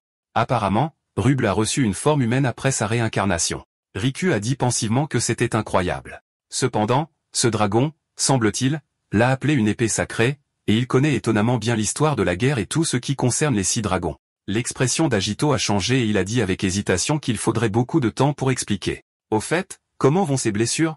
Il a crié que ce n'était pas la question maintenant. Le protagoniste a demandé s'il avait remarqué que le temps était magnifique en ce moment. N'est-ce pas? Riku a crié avec irritation, en attrapant son cou avec ses mains, qu'ils étaient maintenant à l'intérieur du portail. Il devrait arrêter d'essayer de changer de sujet. Le protagoniste a crié qu'il devrait arrêter aussi. Il a crié, est-ce qu'il cache quelque chose? Il doit en parler tout de suite. Le personnage principal a dit qu'il devait faire attention et ne pas trop s'épuiser car il était blessé. Riku a crié de colère, et qui l'a blessé? Va-t-il le lui rappeler? Bien que cela se soit produit lors d'un duel, cela n'annule pas sa culpabilité. Agito pensa qu'il avait du mal à respirer. Peut-être devrait-il lui parler de lui-même? Soudain, Rubel dit, se libérant de sa captivité, qu'il comprend maintenant. Il a atteint la limite de sa force. Avec son niveau actuel, il ne pourra pas le vaincre. Riku a noté que la bataille n'était pas encore terminée. Agito a dit qu'il avait raison. Ils ne peuvent pas se détendre. L'ennemi a encore la force de se battre. Il a dit qu'il y a 100 ans, il avait appris que les humains sont des créatures inutiles et inférieures. Rubel a utilisé ses pouvoirs et a dit que, cependant, il y a une exception, et c'est la manipulation de la magie. Ils sont supérieurs aux dragons dans ce domaine. Le protagoniste a demandé ce qui se passait. Riku a noté avec un sourire que c'était incroyable. Il s'est transformé et a dit avec un sourire narquois que sa forme démoniaque est née de l'énorme pouvoir magique d'un dragon combiné à la capacité d'un humain à manipuler la magie. Le protagoniste a regardé son ennemi avec tension et a pensé que la force de l'ennemi dépassait même le dragon noir, Vitra, qu'il avait combattu il y a 100 ans. Après un moment, Rubel a demandé, peut-être voulait-il savoir pourquoi il n'avait pas immédiatement pris cette forme. Puis il a utilisé ses pouvoirs, et une explosion assourdissante s'est fait entendre. Rubel a dit que la raison en était simple. S'il le détruisait d'un seul coup, ce serait trop ennuyeux. Le protagoniste a noté qu'il était temps pour eux de commencer. Le personnage principal a habilement esquivé le coup de l'ennemi et a pensé qu'il était devenu plus rapide. Rubel l'a frappé et a crié, « Qu'est-ce qui ne va pas? Est-ce tout ce qu'il peut faire ?» Agito a bloqué le coup avec son épée et a déclaré en utilisant sa capacité qu'il avait une forme démoniaque plutôt intéressante. Il a crié en souriant, « Pense-t-il encore qu'il est le plus fort ?» Riku a crié, l'appelant un lézard et utilisant sa magie de la foudre qu'il ne devrait pas l'ignorer. Rubel a esquivé la frappe de foudre ultime et a fait remarquer en se précipitant sur lui que les faibles ne devraient pas interférer dans cette bataille. Il a serré les dents et l'a attrapé avec sa main. Ensuite, il a pensé que sa blessure s'était ouverte. Cependant, cela n'a pas d'importance. Il est un séraphin. Rookie s'est souvenu du passé où on lui a demandé quel genre de groupe spécial. Il a déclaré qu'il rassemblerait les meilleurs mages, un groupe de mages de rang S, et que le groupe s'appellerait Séraphin. Bien que 100 ans se soient écoulés depuis la guerre, les portails et les monstres n'ont pas disparu. Même après que l'épéiste sacré et les 4 héros aient vaincu 6 dragons, les gens mouraient encore. Il en avait assez de cela, alors il a créé quelque chose sur lequel tout le monde pouvait compter, le groupe le plus fort. À ce moment-là, Riku a déclaré que quelques blessures ne l'arrêteraient pas. Il a utilisé la magie, une décharge ultra puissante de la sienne. Riku a crié, « Comment pouvait-il faire ça ?» Le protagoniste a essayé de l'avertir. Rubel s'est précipité sur lui et lui a infligé des dégâts critiques, puis l'a jeté contre le mur avec un coup puissant. Le protagoniste a demandé s'il allait bien. Il a dit avec difficulté qu'il pouvait encore continuer à se battre. Il veut protéger la paix que l'épéiste sacré et les 4 grands héros ont réalisée. Riku a déclaré avant de perdre conscience qu'il protégerait cette paix. Rubel a remarqué qu'il s'était enfin débarrassé d'un ennemi faible. Il a même un peu sympathisé avec lui. Il n'avait que des gens faibles parmi ses alliés. Le personnage principal a utilisé le style des 8 épées, le croc nocturne de lumière. Rubel a utilisé la magie défensive pour bloquer ce coup. Après un moment, un faisceau d'énergie a percé le ciel. Rubel a crié, alors il peut même couper l'espace. Maintenant, il était beaucoup plus intéressé. Il a fait une série de coups, que Jujito a réussi à bloquer. Après cela, Rubel a utilisé la magie, séparant la tempête de feu. Le protagoniste a esquivé et a utilisé le style des 8 lames, la danse des épées fantomatiques. À ce moment-là, plusieurs lames ont percé son ennemi. Le protagoniste a décidé de porter le coup de grâce à l'ennemi. Rubel a noté qu'il utilisait les mêmes techniques. Avec sa force et sa vitesse, cela pourrait fonctionner contre les personnes faibles. Cependant, c'est inutile contre lui. Après cela, il a utilisé la magie, la danse du feu de l'enfer. Le personnage principal esquivait à peine l'attaque de l'ennemi et serrait les dents. Soudain, son ennemi lui a infligé des dégâts directs, le faisant tomber avec fracas. Agito pensa en respirant lourdement, donc la technique Akatsuki Hashim ne suffit plus, n'est-ce pas? Rubel a crié qu'il était fini. Il a crié en utilisant ses capacités que l'hymne actuel est plus fort que lui. Une explosion assourdissante de magie s'est fait entendre, le rugissement infernal d'un dragon de feu. Rubel a déclaré en riant qu'il l'avait enfin fait. Il a pu vaincre cette racaille. Il doit continuer à devenir plus fort. Il est le roi de cette planète. Soudain, à sa grande surprise, un énorme pilier d'énergie est apparu. Il a crié que c'était impossible.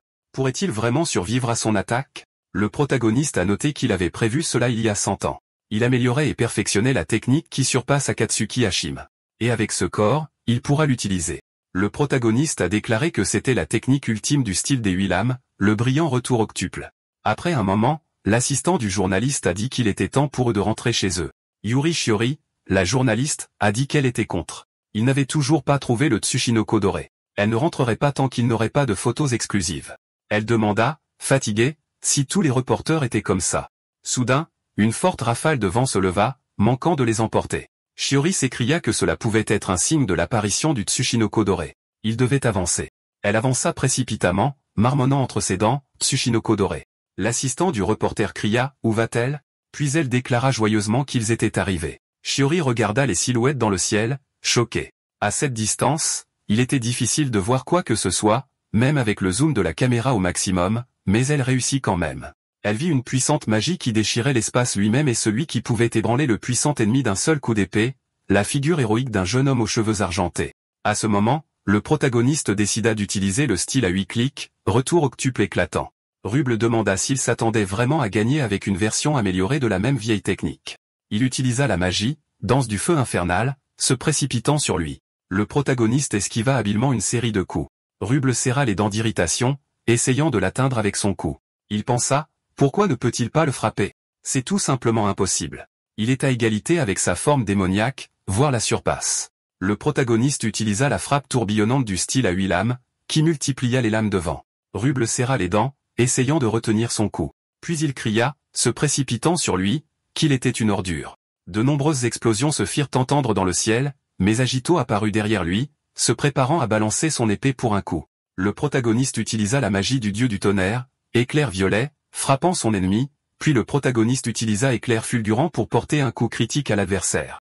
Le protagoniste décida d'utiliser la magie, foudre divine, pour porter le coup décisif. Ruble hurla de douleur, tombant du ciel au sol avec un rugissement. Agito savait que son corps n'avait aucun pouvoir magique. Le protagoniste réalisa cela lors de la bataille avec Riku. Cependant, moins il y a de magie, plus la technique est forte, Akatsuki Hashime. Par conséquent, son corps, complètement dépourvu de magie, a un potentiel caché qu'il ne pouvait imaginer auparavant, et la preuve en est visible en ce moment même. Une technique supérieure à Akatsuki Hashime est capable de tuer même un démon, retour octuple éclatant. Le protagoniste porta le coup décisif à son ennemi, et Ruble cria qu'il le maudissait, après quoi il déclara qu'il n'abandonnait pas. C'est sa forme démoniaque. Il est hors de question qu'il puisse mourir dans un endroit comme celui-ci. Ruble utilisa la magie, le rugissement du dragon rouge, déchaînant toute sa puissance contre lui. Le protagoniste pensa qu'il ne répéterait pas ses erreurs avec ce pouvoir. Cette fois, il sauverait le monde. Agito utilisa sa capacité et déclara que c'était sa fin. Leur puissance magique se rencontra, écrasant l'espace. Ruble cria qu'il ne perdrait pas. Il cria avant son coup qu'il le maudissait. Le protagoniste rengaina son épée et dit qu'il disait au revoir à Ruble. Alors que la nuit tombait dans le bus, Shiori dit avec un sourire que c'était incroyable. Aujourd'hui, elle a vu quelque chose d'extraordinaire. Ce sera une vraie exclusivité.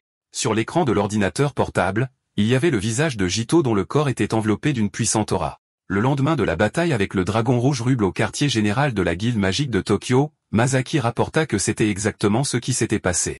C'était un rapport sur la rencontre avec le dragon rouge, Ruble. Jinguji nota que cela signifiait que la force principale de l'ennemi avait finalement commencé à agir. Il la remercia pour son service. Elle dit maladroitement, saluant de la main, que ce n'était pas un problème pour elle. Riku souligna que c'était en fait grâce à Ejito. Il n'a pas participé à la seconde moitié de la bataille. Il dit à Ejito qu'il voulait lui demander quelque chose. Des écrans apparurent devant eux, enregistrant la bataille avec le dragon rouge sous sa forme démoniaque. Yumi demanda avec surprise, était-ce Agito aux informations? Le protagoniste nota qu'il avait senti une présence au loin pendant la bataille. Cependant, cette personne n'avait pas l'intention d'intervenir, il n'y prêta donc pas attention. Rina dit que les héros de rang S de la guilde magique sont également utilisés comme figure d'affiche. Cependant, Agito est devenu un sujet de discussion important. Cela ne semble pas être un gros problème. Jinguji déclara qu'il voulait le dire sans détour. Son existence perturbe l'ordre mondial. Son pouvoir surpasse celui des magiciens de rang S, et il a facilement éveillé le talent de Yumi. Ils ont reçu des rapports selon lesquels il pourrait être lié au dragon rouge Ruble. Qui est-il? Riku pensa que Jinguji avait raison. L'apparition soudaine et le pouvoir d'Agito étaient inexplicables. Rina pensa que sans magie, être à égalité avec un rang S est généralement impossible. Masaki pensa les yeux fermés qu'il s'inquiétait pour le saint épéiste. Le protagoniste dit qu'il pouvait enfin le dire. Il est le saint épéiste réincarné, Agito. Ils le regardèrent, abasourdis. Le protagoniste dit que pendant la guerre d'il y a 100 ans, lui et le dragon noir, Vitra, s'étaient entretués. Il aurait dû mourir. Le protagoniste se souvint de son passé et pensa qu'il ne savait pas pourquoi il s'était réincarné, mais que c'était une merveilleuse opportunité pour lui. Jinguji cria de choc. Il disait donc que son âme avait été transportée il y a 100 ans et qu'il était né à nouveau dans le présent. Riku dit les dents serrées qu'il comprenait maintenant d'où venait son pouvoir. Rena dit qu'elle comprenait maintenant d'où il tirait cette étrange sensation. Ejito dit qu'il ne savait pas pourquoi il était né à nouveau, mais les événements étranges à la porte et l'augmentation soudaine du nombre de monstres. Très probablement, c'était parce que les 6 dragons essayaient de faire revivre Ragma. S'ils ne faisaient rien, ils allaient au-devant d'une catastrophe. Il leur demanda donc de lui prêter leur pouvoir. Jinguji remarqua qu'il pensait que ces paroles pouvaient être crues. Le saint épéiste pouvait compter sur eux. Riku dit, passant son bras autour de son épaule, qu'ils devraient devenir amis. Rina remarqua qu'il ne s'attendait peut-être pas à un traitement spécial de sa part, mais elle le respectait. Yumi pensa qu'elle se sentait soulagée, mais qu'elle voulait rencontrer son parent décédé depuis longtemps. Masaki cria et hurla qu'il était réel. Il était le légendaire saint épéiste, Agito. Elle avait lu tous les documents et le matériel sur le saint épéiste et ne s'était jamais attendue à pouvoir le rencontrer en personne. De plus, elle avait appris à le connaître de si près. Riku, se moquant de la jeune fille, ne la laissa pas toucher le saint épéiste. Misaki se fâcha et essaya d'utiliser sa magie spatiale, mais Rina utilisa sa magie et dit qu'il devait arrêter. Le protagoniste remarqua qu'il aimerait discuter de tout maintenant, mais qu'il y avait une autre affaire. Ont-ils de bonnes épées? Le protagoniste sortit son épée et dit qu'il avait peur que son épée ne résiste pas à la bataille à venir. Yumi fut surprise et dit que son épée était fabriquée à partir du dernier modèle GMA.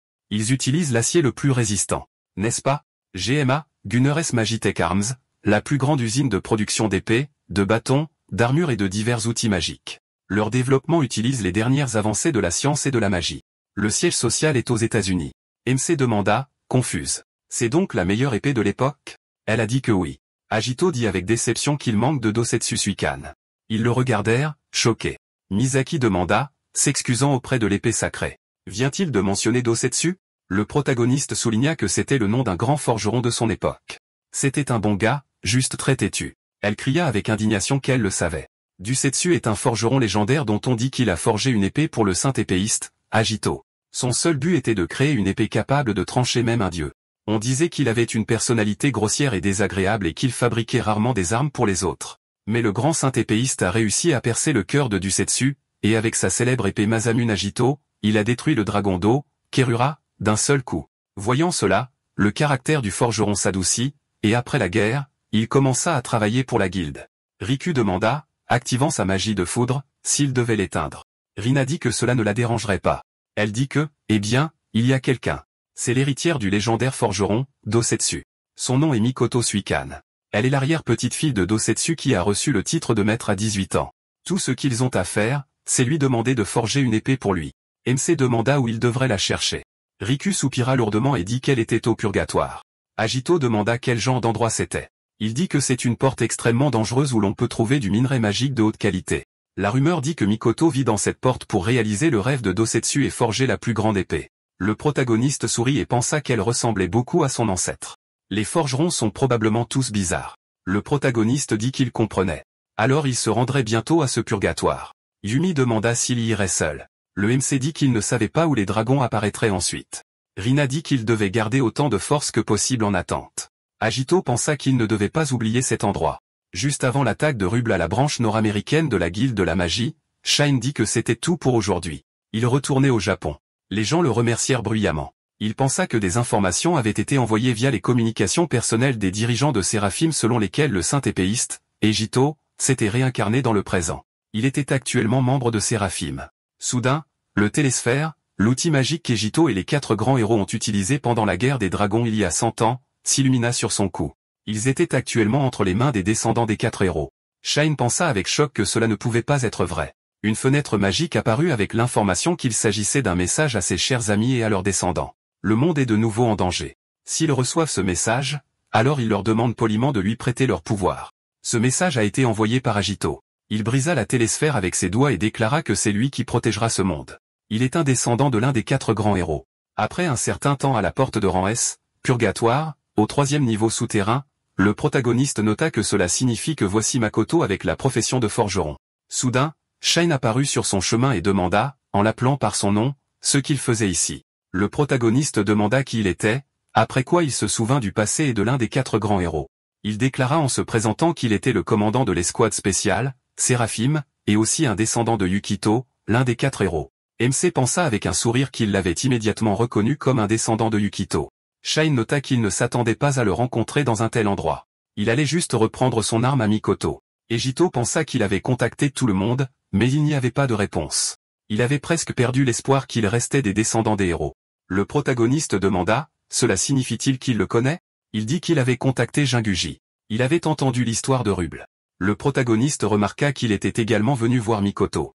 Alors MC tendit la main et dit avec un sourire, en l'appelant par son nom, qu'il lui demandait de lui prêter son pouvoir. S'ils restent ensemble, ils peuvent résoudre cette crise. L'expression de Shine changea puis il lui tapa dans la main. Il remarqua que s'il en avait la chance, il voulait prendre la parole. Shine déclara avec irritation qu'il n'allait pas traiter avec lui. Agito demanda avec surprise. Pourquoi disait-il cela? Ne savait-il pas que les 6 dragons étaient renés? S'ils se battaient, leur défaite était inévitable. Il pointa son arme sur lui et déclara qu'il ne pensait pas qu'il y avait une place pour les héros du passé maintenant. Il sera celui qui protégera ce monde. Ils échangèrent des regards, puis l'inconnu utilisa la magie, la pluie de diamants. Ils utilisèrent adroitement leurs armes, repoussant l'attaque de l'ennemi. L'inconnu nota qu'il s'attendait à ce qu'il les détruise avec cette attaque.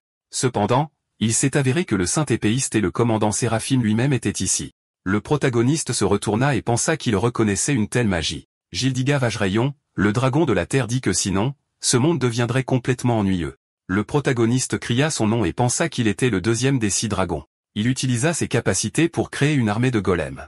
Gildiga dit que c'était une merveilleuse réunion. Ils resteront ici pour toujours. Le visage de Shine changea et dit qu'il ne pouvait pas s'attendre à cela. Cependant, cela lui évitera d'avoir à trouver l'un des dragons. Il se mit en position de combat et dit que c'était excellent. Il prouvera qu'ils n'ont plus besoin du saint épéiste. Shine utilisa le Kumogakuto de la famille Kagura et lança un coup puissant sur le dragon de la terre. Il soupira ensuite de surprise car il était indemne après avoir subi un coup direct. Il pensa qu'il ne restait même pas une égratignure sur lui. MC utilisa sa capacité et cria qu'il ne devait pas attaquer directement. Agito utilisa sa technique, retour octuple brillant, et abattit son épée sur son ennemi. Gildiga déclara, alors que l'épée se brisait, que c'était sa technique secrète qui avait tué Ruble. Cependant, c'était trop faible. Agito le regarda avec surprise alors qu'il tenait l'épée brisée. Il a dit que son corps était devenu beaucoup plus résistant cette fois-ci. Shine pointa son épée vers le dragon, mais à ce moment, celui-ci utilisa une frappe infernale, attaquant l'estomac du protagoniste avec une attaque rapide. Avec une telle force, il fut projeté en arrière, et Shine, se retournant, pensa avoir résisté à l'attaque du saint épéiste. Ce mouvement à l'instant, il était précis et tranchant comme la légende le disait, mais il a quand même atteint la cible, et il a brisé l'épée ou autre chose. La seconde suivante, les pierres qui se trouvaient à côté de lui ont commencé à se connecter, formant des golems de pierre. Gildiga ramassa un morceau de minerai et dit que ce n'était pas mal. Il est rempli de magie. Sa compétence est basée sur le minerai. Plus il est foncé, plus il peut stocker de magie, le renforçant. À ce stade, il peut surpasser la forme démoniaque de Grava. Même ces golems de pierre, chacun d'eux n'est pas inférieur en force au lieutenant des dragons. Puis il a dit de ne pas se précipiter. Plusieurs golems se sont dirigés directement vers Shine. Il esquiva les attaques du monstre et pensa qu'il gagnait du temps. Que planifiait-il? À ce moment, plusieurs golems ont étendu leurs énormes mains et ont sauté pour attaquer. Shine sauta de côté, puis demanda, ces golems, vont-ils résister si on les réduit en pièces? Puis il libéra une énergie puissante et utilisa une technique appelée l'art de la lance Kagura Azura, attaquant tous les golems autour. La seconde suivante, ils se sont effondrés en de nombreux petits morceaux et sont tombés au sol. Mais l'instant suivant, ils ont commencé à se relever, et Shine claqua sa langue d'irritation. À ce moment, une explosion se fit entendre derrière lui. Des pierres volant dans différentes directions, le protagoniste est sorti. Les autres l'ont regardé. Ses yeux brûlaient de rage. Il s'est approché de Shine en disant qu'il ne faisait que gêner et qu'il devrait partir, un saint épéiste sans épée. Après cela, le protagoniste a enlevé sa veste et, desserrant sa cravate, a commencé à retrousser ses manches. Il concentra l'énergie dans ses poings et utilisa la technique de boxe Jatserge. Coup après coup, il utilisa une tempête de 2 points. Les autres pensèrent avec surprise, de la boxe? Il a dit que pendant tout ce temps, il s'était battu sans magie. Il pense qu'il est impuissant sans épée. Après cela, les golems se sont effondrés, tombant au sol.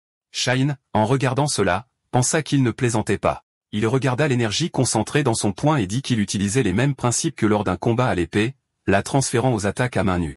Le secret de la régénération des golems est la magie de Gildiga, l'entourant d'une fine couche d'armure. Vous devez viser non pas les golems eux-mêmes, mais cette magie jusqu'à ce qu'elle s'effondre d'elle-même. Le dragon a dit qu'il le disait comme si ce serait facile, mais sans épée, il lui serait difficile de le faire. Après cela, le protagoniste a frappé et a dit, le prochain coup l'écrasera. Shine pensa, je vois. Après cela, il a balancé son arme et a dit, si vous comprenez le principe, alors tout devrait être simple. Il utilisa l'art de la lance Kagura, balançant à nouveau l'arme et dit, temps rond. Plusieurs amas d'énergie tourbillonnèrent autour, détruisant les golems autour de lui. Gildiga a dit qu'il avait détruit ses mignons golems. À ce moment, le protagoniste courut vers lui et balança son poing, l'attaquant à l'estomac. Le dragon fut projeté en arrière, s'arrêtant au sol. Puis il s'est redressé et a dit qu'il ne voulait pas utiliser cela car la durée est courte. La seconde suivante, son corps a commencé à être recouvert de pierres, puis il a été recouvert de fissures, et Gildiga est apparu de là sous sa forme démoniaque. Il a ajouté qu'il semblait qu'il n'avait pas le choix. Les autres pensèrent avec surprise, la forme démoniaque. Il a pris son élan du sol et a couru pour attaquer le protagoniste, mais il a balancé son poing et l'a attaqué. À ce moment, le dragon a utilisé la super dureté. Il a bloqué son attaque. Shine sauta et utilisa l'art de la lance Kagura, tueur de dragons. Une énergie puissante jaillit de sa lance, tombant sur le dragon. Puis elle a atterri sur son dos, mais il a utilisé à nouveau la super dureté. Après cela, il a sauté en arrière. Le protagoniste pensa que sa capacité était meilleure que pendant la guerre. Shine pensa que ce n'était pas seulement une question de défense. Gildiga dirigea son poing vers l'avant en utilisant l'attaque, le coup de poing infernal. Après cela, il prit son élan du sol et, s'approchant de Shine, utilisa limite et se concentra en essayant de résister à cette attaque. Après cela, il écarta ses bras sur les côtés, la dissolvant. Shine cria, merde. Il sauta du sol, esquivant le coup. La seconde suivante, une éruption volcanique commença derrière lui. De la lave vola dans toutes les directions. Gildiga dit qu'il allait le répéter. Maintenant, il est devenu beaucoup plus fort. Il leva la main, chargeant les golems avec de l'énergie supplémentaire, et dit qu'il essayait juste de gagner du temps, mais il serait bon de les achever ici et maintenant. Le protagoniste remarqua qu'il avait renforcé les golems. Le dragon créa alors un symbole magique devant lui et utilisa une attaque appelée pluie de diamants améliorée. De nombreux diamants tombèrent du ciel, et MC, essayant d'attaquer les golems, pensa qu'il attaquait à la fois avec la magie et les golems. Mais même sous forme démoniaque, le noyau restait là. Et s'il peut pénétrer l'armure après cela, il cria, Shine, il doit choisir le bon moment et concentrer ses attaques sur un point et pénétrer l'armure de Gildiga. Il se battait également contre les golems à ce moment et cria qu'il devrait se taire. Il dit que c'est lui qui protégerait le monde. Il n'a probablement jamais réalisé le poids qui pesait sur ses épaules. Sur ce, il perça la poitrine du dragon avec sa lance. Il n'y a pas si longtemps, Shine, âgé de 12 ans, a demandé à son arrière-grand-père s'il n'avait pas de souhait. Yukito le regarda et se demanda pourquoi il faisait cela tout d'un coup. Il répondit, arrière-grand-père, il pense qu'il devrait être plus célèbre. Aujourd'hui à l'école, il n'y a pas si longtemps à l'école, le professeur lui a dit, et c'est ainsi que les 6 dragons ont été vaincus par le saint épéiste et les 4 grands héros.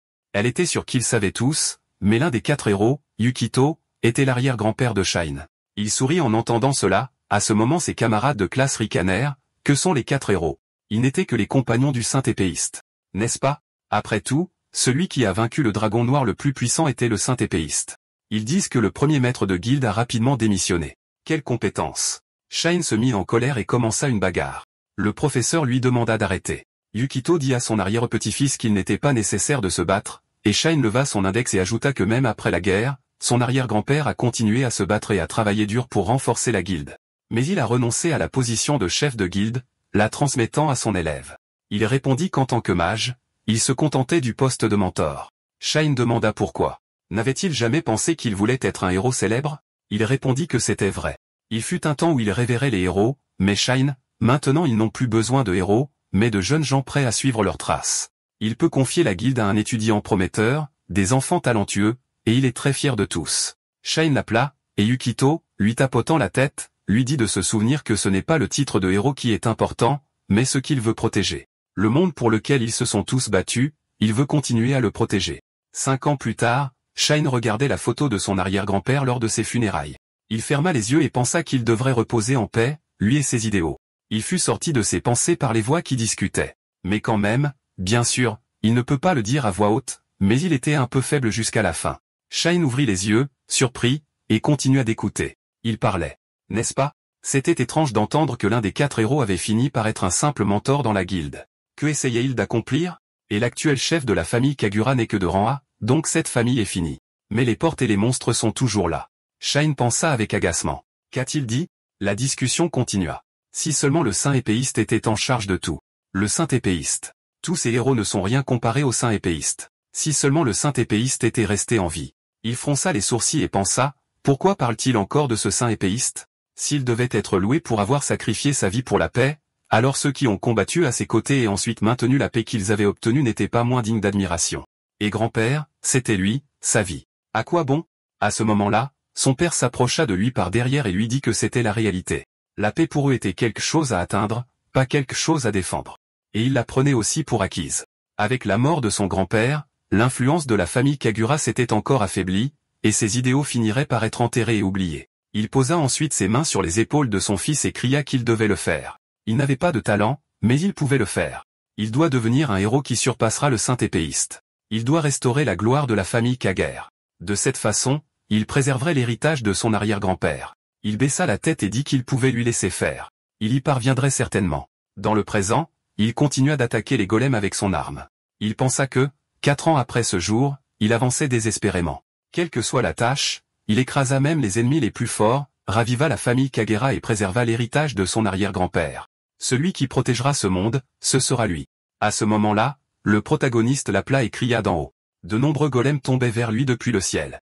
Il claqua la langue, irrité, puis envoya plusieurs attaques puissantes vers le haut, détruisant les golems avant qu'ils ne touchent le sol. Gildiga apparut de la poussière montante, demandant s'il s'était endormi au milieu du combat. Apparemment, il se sentait à l'aise. Shine pensa qu'il s'était mêlé à ses combattants. À ce moment-là, le poing du dragon approchait de lui, mais le protagoniste l'arrêta, se tenant devant lui, croisant les bras sur sa poitrine, bloquant l'attaque du dragon. Gildiga attrapa sa main, et il cria de douleur, puis concentra de l'énergie dans son poing.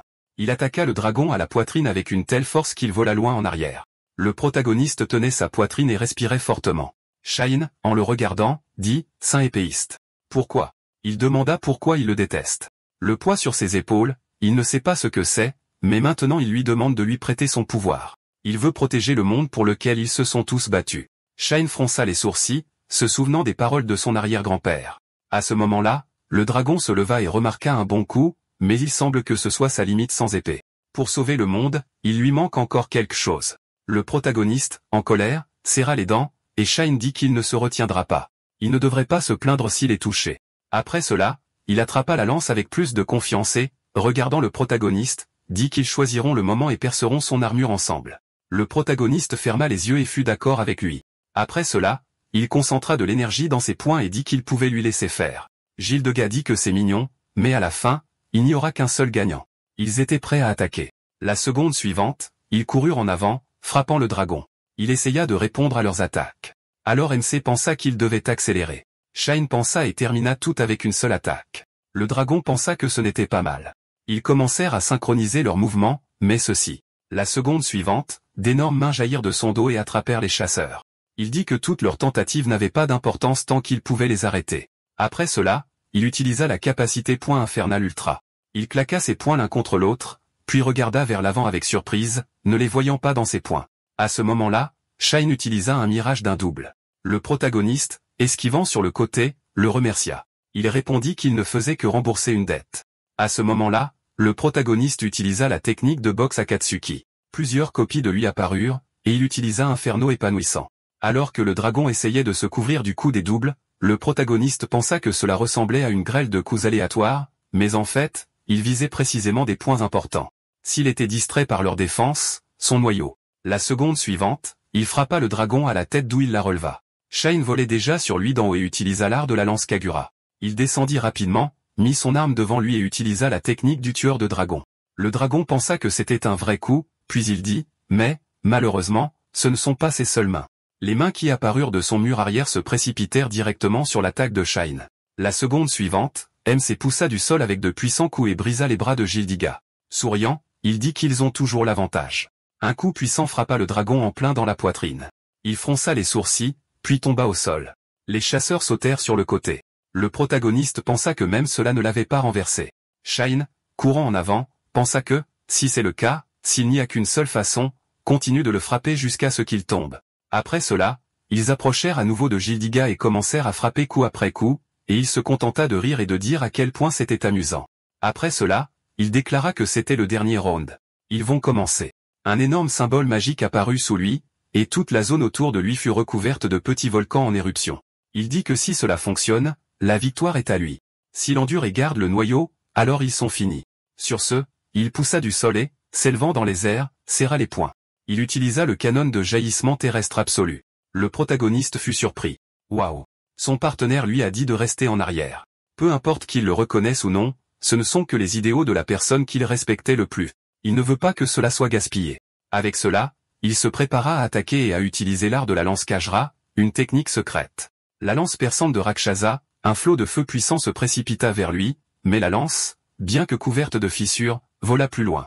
Le dragon dit, « Quel dommage !» Shine répondit qu'il ne devait pas tirer de conclusion hâtive. Puis il fut surpris et pensa, « Où est Agito ?» À ce moment, le protagoniste était déjà derrière lui et concentrait de l'énergie dans son poing, cria qu'il était ici. Il utilisa la technique de boxe Yatsurski, un mouvement secret. Paume tueuse de dragon. L'énergie la plus puissante jaillit de son poing. Tout autour était couvert de fumée. Gildiga, debout avec ses dernières forces, dit « Quel dommage !» Encore un peu. Il y avait un trou béant dans sa poitrine, et il dit qu'il voulait s'amuser un peu plus. Après cela, il tomba par terre. Les chasseurs, respirant bruyamment, se réjouirent de leur victoire. Puis MC s'approcha du dragon et lui demanda pourquoi il était venu ici. Quel est son but? Shine pensa qu'il gagnait juste du temps, mais au milieu du combat, il commença à se battre comme s'il avait déjà gagné. S'il avait seulement voulu les retarder, il aurait pu durer plus longtemps. Il répondit, source chaude. C'est comme ça que ça marche. Le magma réchauffe une rivière souterraine. Il jaillit à la surface. Il y a une force puissante cachée sous terre. Shine fut surpris. De quoi parlait-il même? Il répondit, leur base, l'endroit où se trouve le siège de la guilde des mages, est rempli de magie. Là-bas, profondément sous terre. Que pense-t-il qu'il y dort au lieu du magma? Ils le regardèrent avec surprise, et le protagoniste, se souvenant des paroles du dragon, pensa, ça ne peut pas être. Il cria, Ragma dort-il là? Shine cria, le dragon divin, dont le chef a parlé. Il pensa avoir entendu dire que cela avait été fait pour renforcer la défense de la base. Ils ont choisi l'endroit avec la plus forte concentration de mana. À ce moment, un employé de la guilde le contacta et cria, vice-capitaine, peut-il l'entendre? Voici le QG de la guilde des mages. Ils sont attaqués. 4 des 6 dragons les attaquent en même temps. Gildiga ajouta, le grand épéiste saint et commandant de Séraphin est ici. Il avait l'avantage dans cet endroit, il était donc le plus apte à cette tâche. MC serra les dents et pensa, quel calcul précis. Ils étaient surveillés depuis le tout début. Puis le dragon ajouta, eh bien, peut-être devrait-il se dépêcher de rentrer. S'il n'y arrive pas, ils seront finis. À ce moment, le sol sous lui se fissura, et il tomba directement dans la lave. Il ajouta que, pour la première fois en 100 ans, il avait eu un bon combat. Le protagoniste, frappant ses jambes, cria, bon sang. S'il ne se dépêche pas, tout le monde sera en danger. Mais ses poings, il est à la limite. Il pensa que la forge Shuekin est très proche. Il a besoin d'une arme, de n'importe quel type. Puis il regarda son partenaire et cria, si les dragons attaquent tous en même temps, ils ne dureront pas longtemps. Nous devons nous dépêcher. Il répondit qu'il ne devrait pas s'inquiéter. Il n'était pas le seul membre de Séraphin à retourner à la base après avoir entendu parler des 6 dragons. Ces gars devraient être là. Quelques minutes plus tôt, à la porte du siège de la guilde des mages, l'ouvrier demanda à son partenaire, a-t-il entendu parler du rouble dragon rouge? Il le confirma. Les 6 dragons sont-ils renés? Que va-t-il se passer ensuite? Ils pensent que tout va bien. Ils disent que Kagura de Séraphin est retourné au Japon. Le membre de la guilde fut surpris, alors il est revenu d'Amérique. Son partenaire le confirma. Pas seulement lui, mais les autres membres de Séraphin aussi. Il haussa les épaules et ajouta, donc ils n'ont rien à faire. À ce moment, Barshifa, l'un des 6 dragons, la tempête destructrice, s'approcha d'eux et demanda, c'est donc ici le siège de la guilde des mages? Gildiga retient le saint épéiste, Vitra, sous terre, c'est donc lui qui doit s'occuper de ça. L'ouvrier avança la main et cria, lui. Les étrangers ne sont pas autorisés à entrer dans la guilde. Le garçon, s'il veut une visite, doit venir avec ses parents. Mais avant qu'il ne puisse finir de parler, son corps était couvert de coupures. Son partenaire cria de confusion. Le dragon dit, pathétique humain. Il ne devrait pas le traiter comme un enfant. Il regarda ses mains et dit, tous les problèmes sont à cause de cette apparence. Gildiga a l'air d'un adulte. À ce moment, l'ouvrier tomba par terre de peur et cria, à la porte, attaque ennemi. Ils sont attaqués. Arshifa, le regardant, demanda, devrions-nous simplement démolir cette bicoque pour que le dragon divin puisse sortir plus facilement? Le chasseur cria, ennemi. Et le dragon dit, pathétique humain, 6 dragons sont déjà là. Il libéra une énergie puissante, et une explosion se produisit. À ce moment, Zelda l'Argenté, l'agent de la guilde des dragons de la Terre, qui était le plus proche des 6 dragons, se tenait au sommet de la tour. Il croisa les bras en remarquant l'explosion et rit, disant que cela semble avoir commencé. Il se souvint des paroles de Gildiga disant qu'il irait au purgatoire pour jouer avec l'épéiste. Il doit veiller sur la guilde. Si des renforts leur parvenaient, il devait l'écraser. Il doit également faire attention à Séraphin. La plupart des gens de cette époque sont faibles, mais il y en a des intéressants. Il pensa que, même si Monsieur Gildigal a dit, ses capacités sont les meilleures parmi tous les lieutenants. Le saint épéiste n'est pas ici, il n'y a donc aucun moyen que les humains puissent leur causer des problèmes. Il rit et ajouta, Monsieur Ruble n'est pas ici, il y a donc une place vide parmi les 6 dragons. Et après avoir gagné cette bataille, lui, Zelbad, pourra la prendre. Mais avant qu'il ne puisse se réjouir de cette pensée, un coup puissant lui perça la poitrine. Derrière lui se tenait le vice-capitaine Séraphin, un mage de rang S, un bœuf, Yajiu Tetsuya. Après ça, il s'est excusé. La promotion était une déception. Il a ensuite allumé une cigarette et a baissé les yeux en demandant si les 6 dragons étaient venus ici. Il a regardé une autre explosion et a dit, allons-y. Il est temps de travailler. Pendant ce temps, dans le bureau du commandement central, Riku a regardé son bras, qui était soigné par Rina, et a dit, eh bien, ils ont complètement récupéré. Il l'a remercié, puis le maître de guilde a dit que maintenant qu'ils étaient en bonne santé, il voulait leur parler des contre-mesures contre les 6 dragons. Ils ont définitivement été ressuscités. Et même avec le pouvoir de Séraphin, ils ne peuvent s'empêcher d'être choqués. Riku a dit, à ce propos, il y pense depuis qu'il a vu la forme démoniaque de Ruble. S'ils peuvent si bien contrôler la magie et aussi atteindre la forme démoniaque. À ce moment-là, le bâtiment a tremblé. Les filles ont pensé avec surprise, cette magie. Riku a pensé, comme Ruble, non, encore plus fort. Puis il a crié qu'il avait peur que ce soit un autre des 6 dragons. Misaki a crié de peur, mais l'épéiste sacré n'est pas là. N'est-ce pas? Le maître de guilde a crié qu'il y avait beaucoup de personnel civil là-bas. Nous devons arrêter l'ennemi. Puis les chasseurs ont rapidement couru en avant. Erika pensa que si le dragon prenait une forme humaine, il pourrait facilement infiltrer la ville. Et puisqu'ils se préparaient et ont profité de l'absence d'Agito, il pourrait avoir plus d'un adversaire. À ce moment-là, une fissure est apparue dans le mur devant eux, et Riku a crié « Erika ». La seconde suivante, elle a utilisé un bouclier protégeant les autres. Des rayons d'énergie ont jailli des fissures du bâtiment. Erika a demandé à Masaki, qui se tenait derrière elle, si elle allait bien. En réponse, elle l'a remercié, et Rina leur a dit de ne pas se relâcher. La bataille ne faisait que commencer. Ils se sont arrêtés près du trou qui était apparu dans le mur. Devant eux était assis l'un des 6 dragons, Nissi des profondeurs marines. Elle a demandé s'ils étaient séraphins. Je me demande bien. Elle va jeter un coup d'œil. Elle s'est présentée et a dit qu'elle aimerait jouer avec eux. Riku a crié que ce n'était pas la magie d'avant. Misaki pensa que ce n'était pas possible. Ils sont 2. Le dragon leur a dit de ne pas s'inquiéter. Elle a suggéré qu'ils jouent jusqu'à ce que Ragnar se réveille, cependant. Elle a libéré de l'énergie aquatique dans différentes directions, recouvrant le bâtiment de plus de fissures, et a dit qu'à un tel moment, elle pourrait tuer par accident. Pendant ce temps, à l'étage souterrain, le quartier général de la guilde des magiciens. Vitra, sous forme humaine, s'avança et, s'approchant de la porte, dit « Alors ça existe ». Seuls les anciens chefs de la guilde connaissaient la grotte souterraine, les portes de l'enfer. Le système a donné un signal et les portes ont commencé à s'ouvrir. Il a dit que c'était trop long. Celui qui réveillera le dragon divin deviendra le prochain roi et régnera sur tout, et ce sera lui, le dragon noir, Vitra. Pendant ce temps, les membres de la guilde sortaient du bâtiment en courant.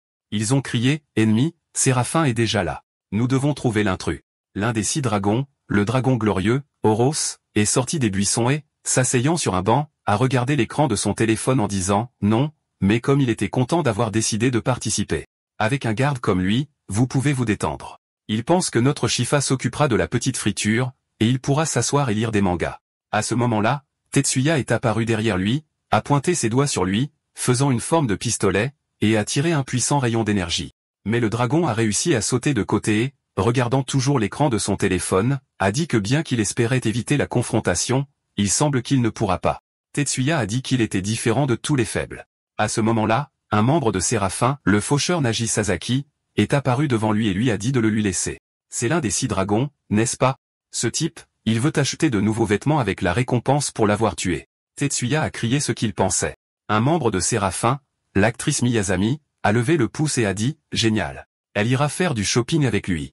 À cause de ce travail, ses vêtements sont toujours ruinés. » Il a crié, et elle l'a accompagné. Le dragon a ri. Alors ce sont ses séraphins. Il s'excuse. Il est juste excité par la bataille à venir, mais peut-il finir de lire d'abord? Il leur a montré l'écran de son téléphone et a ajouté qu'il voulait vraiment lire le dernier chapitre du manga.